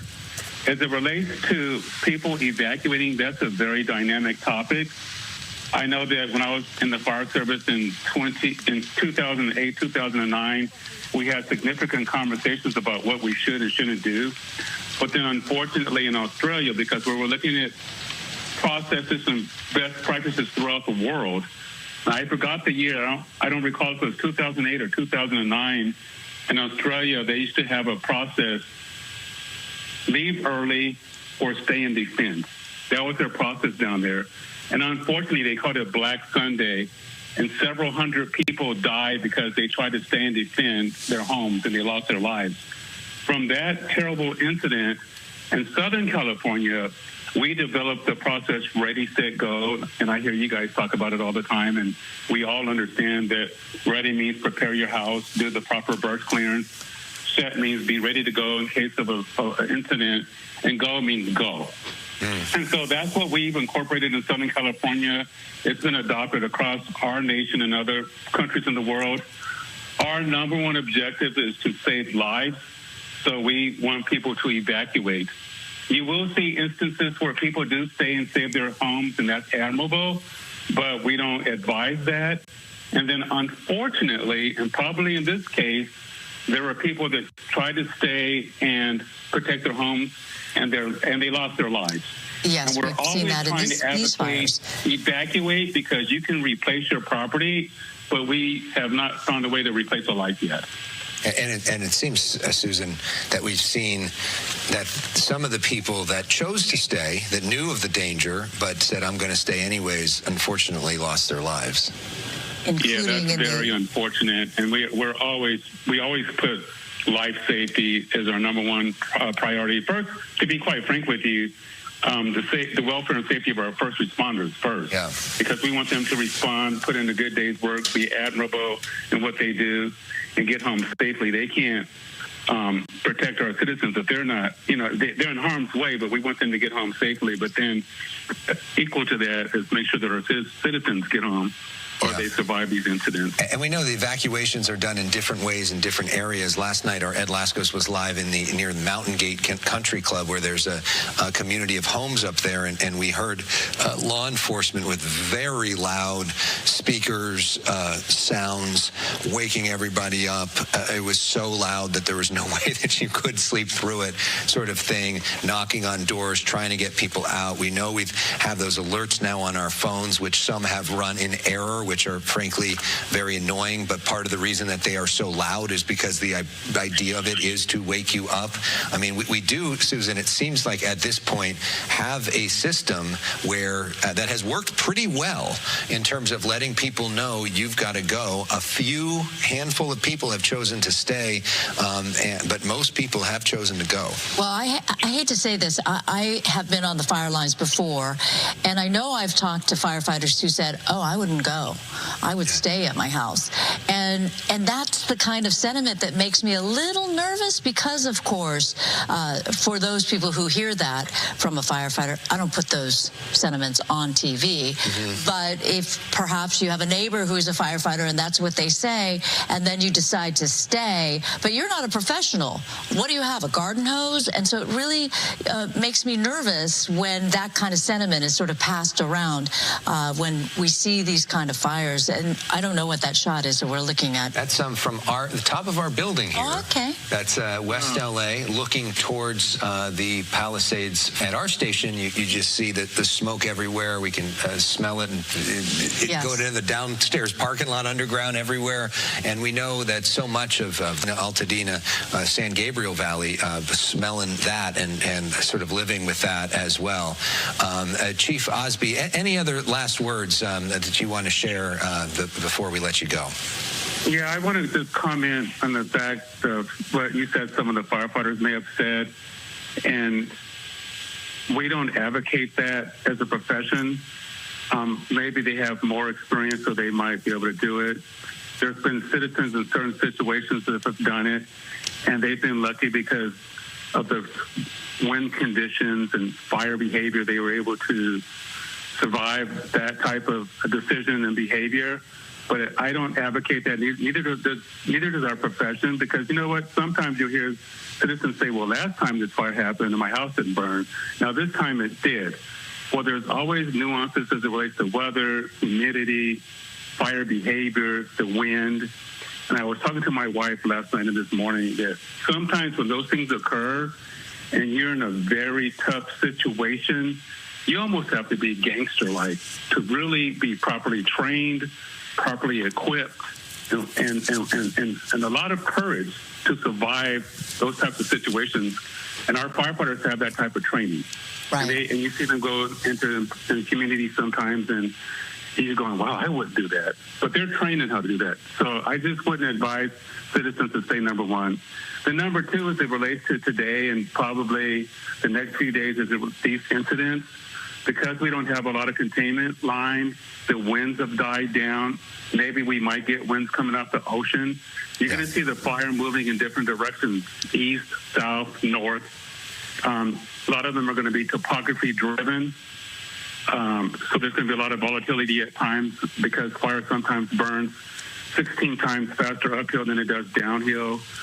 A lot of it is going to be based on the level of fuel. Some of these areas haven't burned in decades. So it's going to be pretty intense.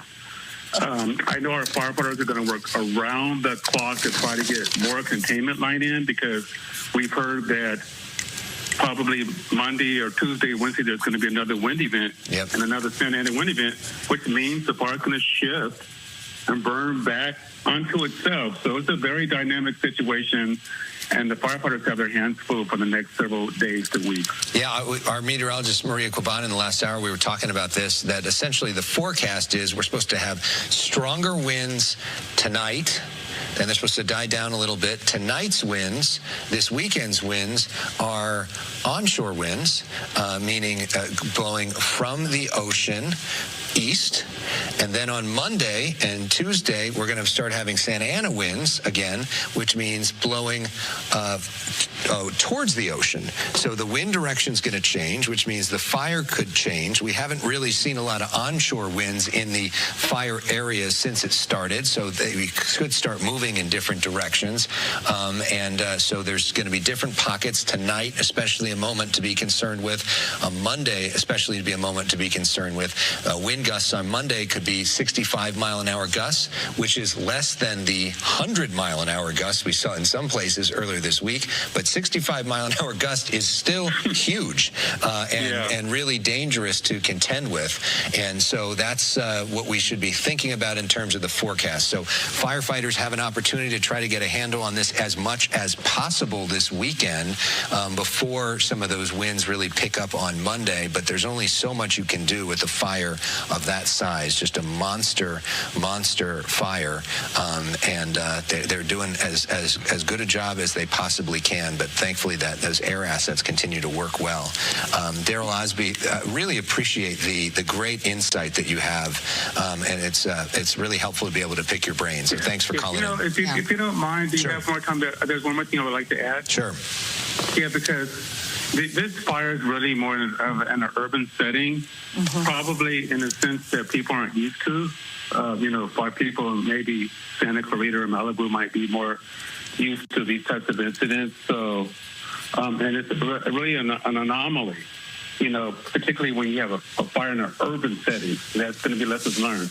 But since you mentioned that we're going to have a wind event, I just want to have this opportunity to do some more education to our citizens. Please. If you haven't done your proper brush clearance, or there's flammable material around your house, or, flammable plants, juniper, eucalyptus, palms, whatever it might be, leaves in your rain gutter, make sure you clear that out now.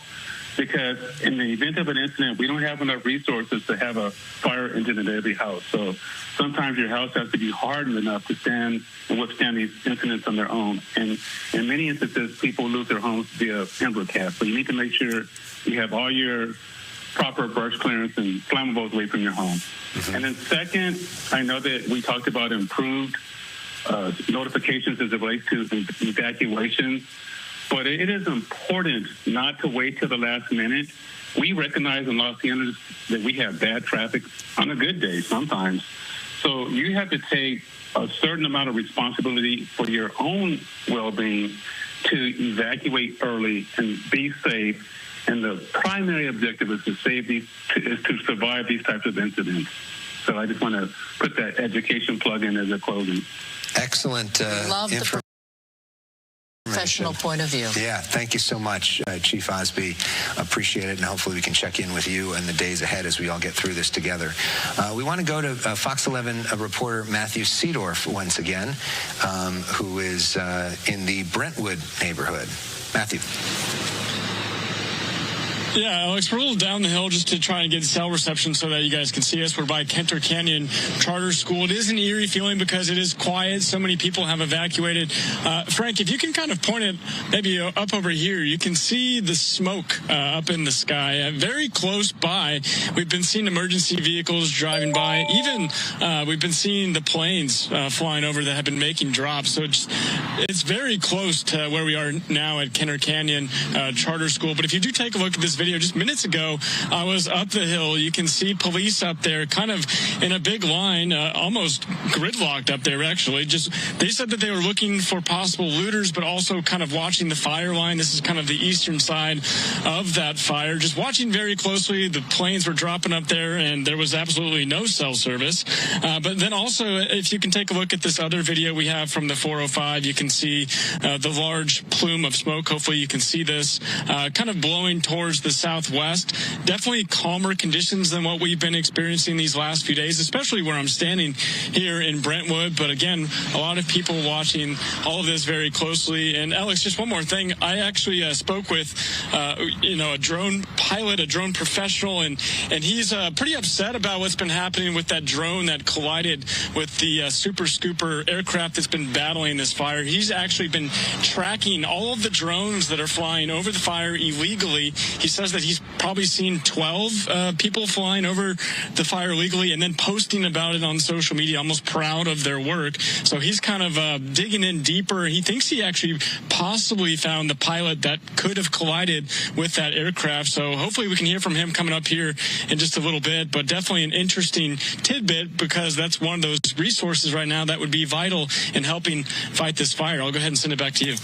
All right, Matthew Seedorf, thank you very much. Stationed in Brentwood there. Yes, he's referring to the fact that there are so many challenges when you're trying to do your live coverage and trying to get to the area that is most impacted by these fires, in this case, the Palisades fire.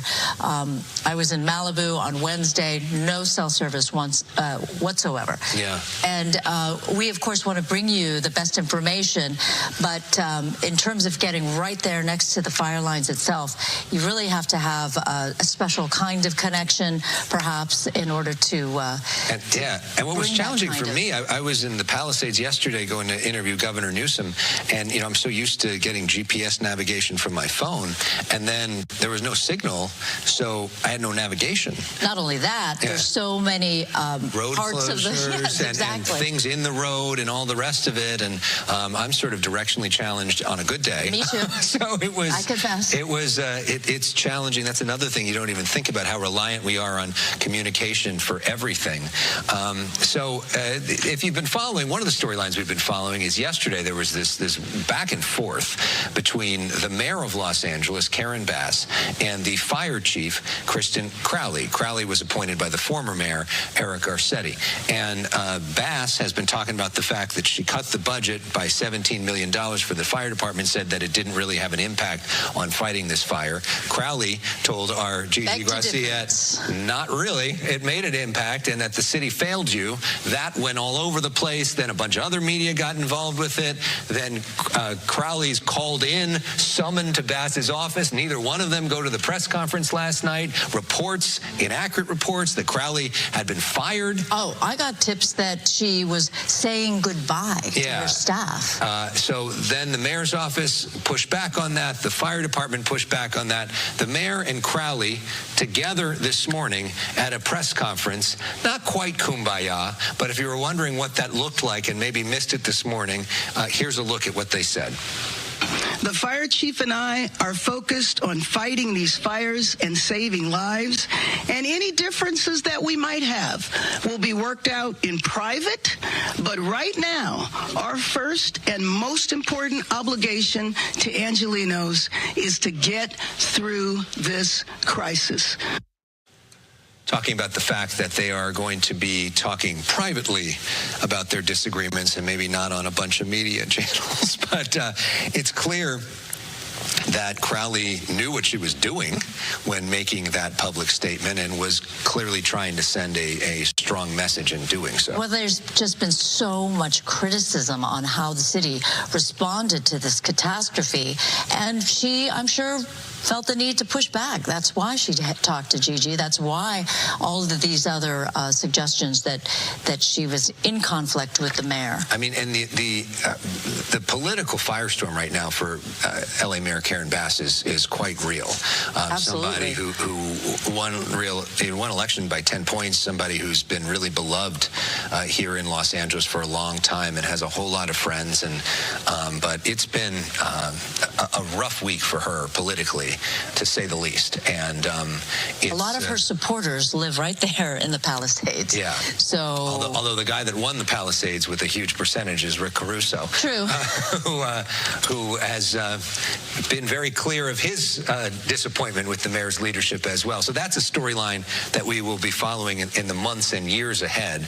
The mayor has 2 more years on her term, and the rebuilding is something that a lot of people are going to be looking at. But right now we're in that crisis mode. There's been a lot of criticism of her. There's been a lot of criticism as well of Governor Newsom, who is here in Southern California, has been here since the beginning.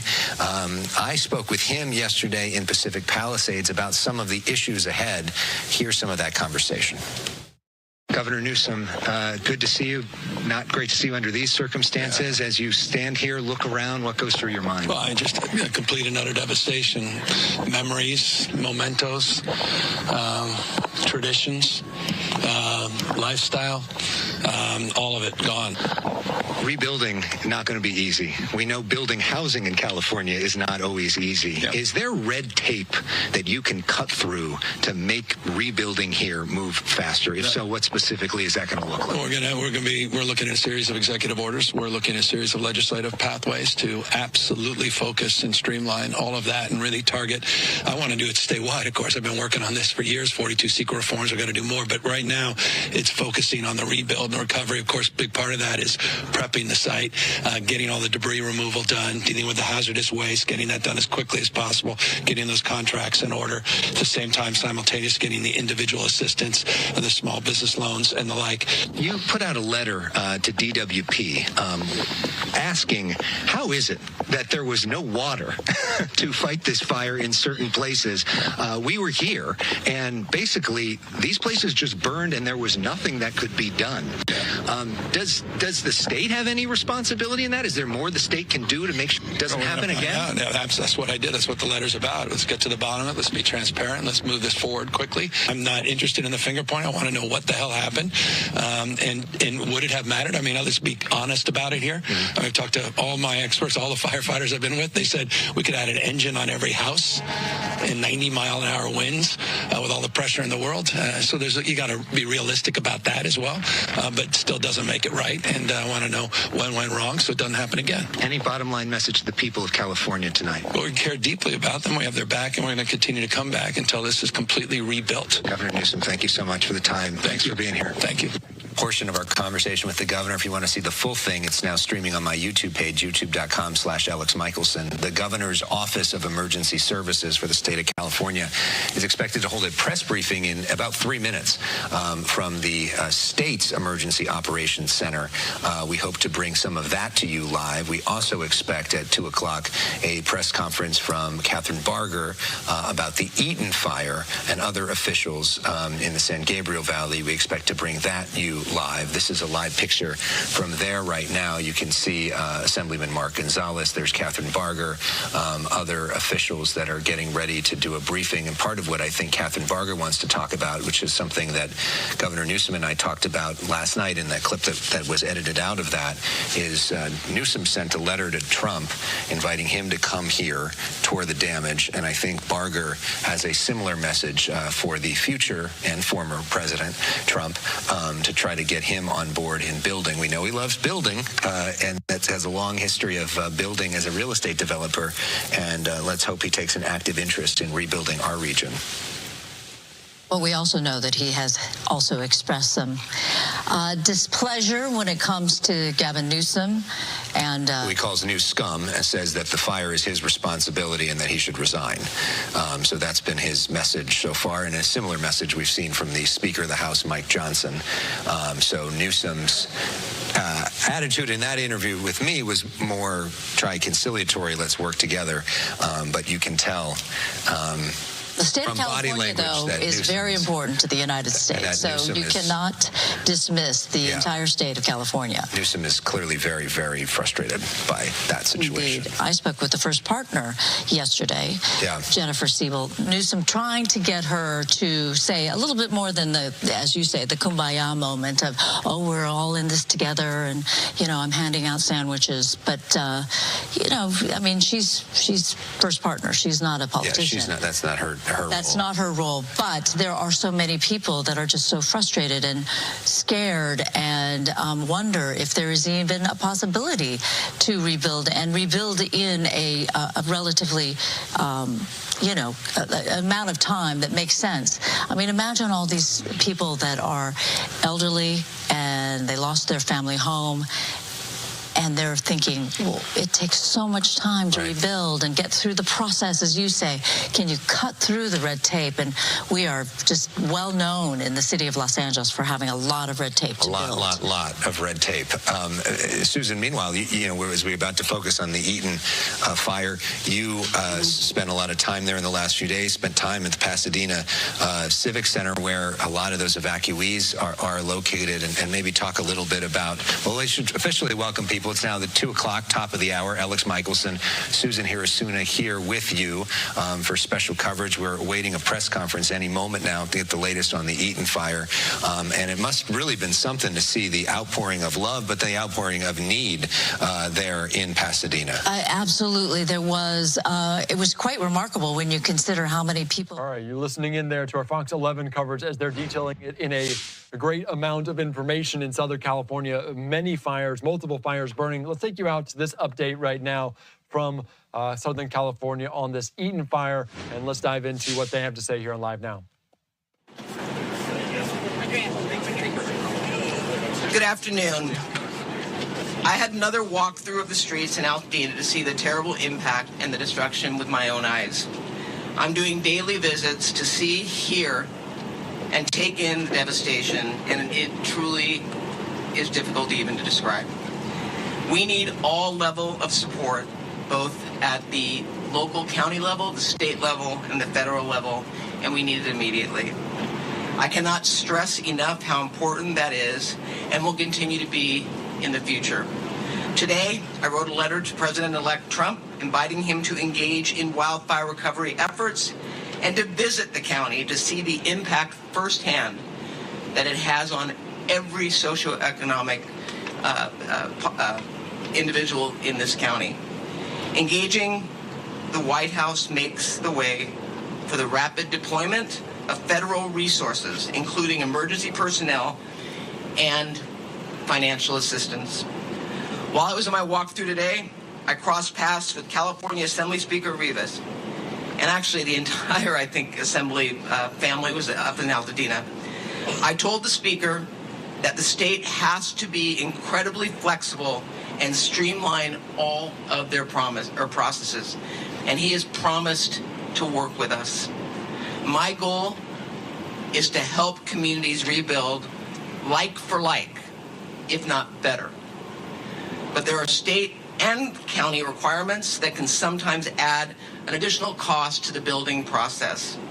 My ask is that the state and the county work to ensure that we rebuild safely, but we must remove any new costly requirements not related to health and safety that would otherwise make it cost prohibitive for residents to rebuild.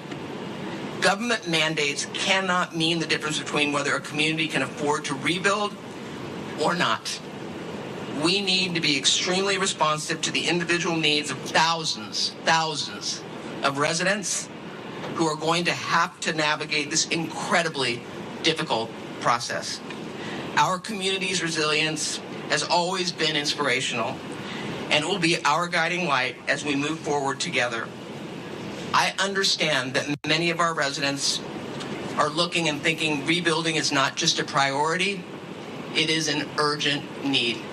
I've talked to people who know their home is gone and they want to begin today. I will make sure that the county works quickly to eliminate unnecessary red tape, ensuring permits are approved safely and swiftly so that reconstruction can begin as soon as possible. Again, my priority is to ensure that government becomes a facilitator, not an obstacle, as we move toward recovery. I will also prioritize creating one-stop service centers where all relevant departments are available in one place in real time to answer your questions, provide guidance, and support your rebuilding efforts. This will be designed with one goal: to make the recovery process as seamless and supportive as possible, and to make sure those resources are right there in the community where you are rebuilding. We're here to help, and we will continue to be here during every part of the process.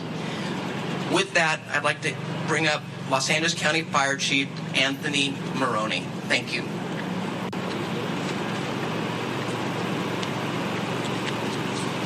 Thank you, Chair Barger. So good afternoon.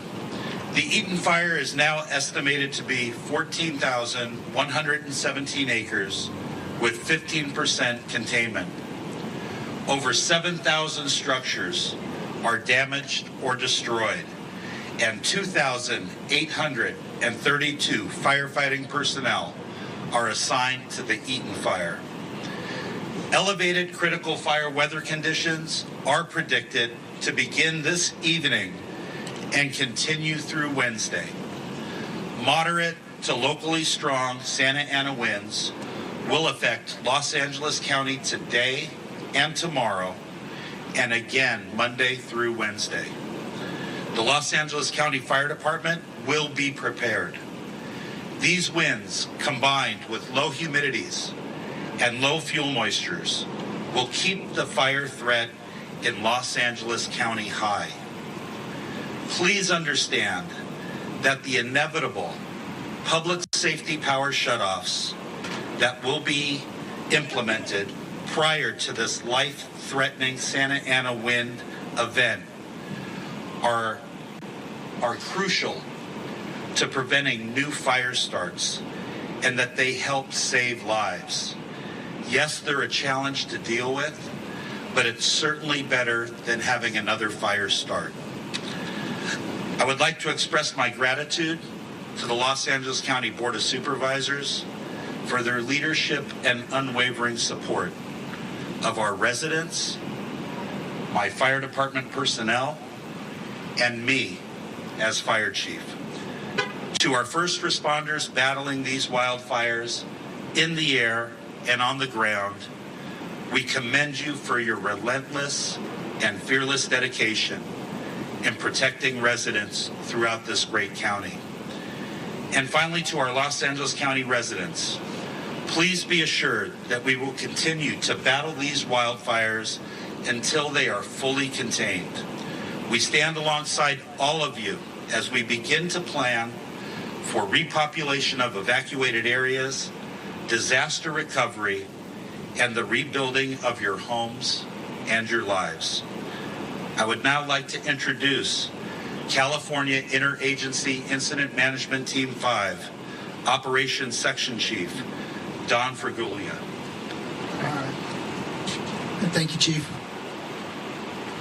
Okay, so quick operational update here for the Eaton fire. Over here, as we start on the right flank in Santa Anita Canyon, things are looking really good across the front country here until we get to about here, and then we're starting to still see quite a bit of heat, quite a bit of work through here in this area.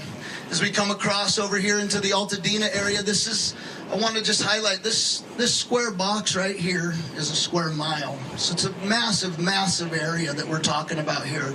That's residential community. It's not wildland. It's a residence, and these are people's houses. So huge Herculean task to get through all this down here. We have a ton of work. It's many days, many weeks of work. Just wanted to highlight that a little bit. As we come through by the Jet Propulsion Laboratory, this is looking good. Again, crews engaged, boots on the ground, mopping up. All through the National Forest up here, we continue to make really good progress up there. The weather's in our favor.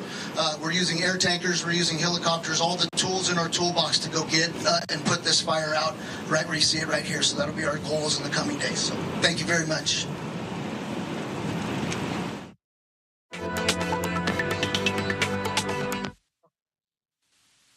All right, you're just listening in there as it appears that that feed just went away, but we do have another feed popping up here. Let's take you back out to it on Live Now.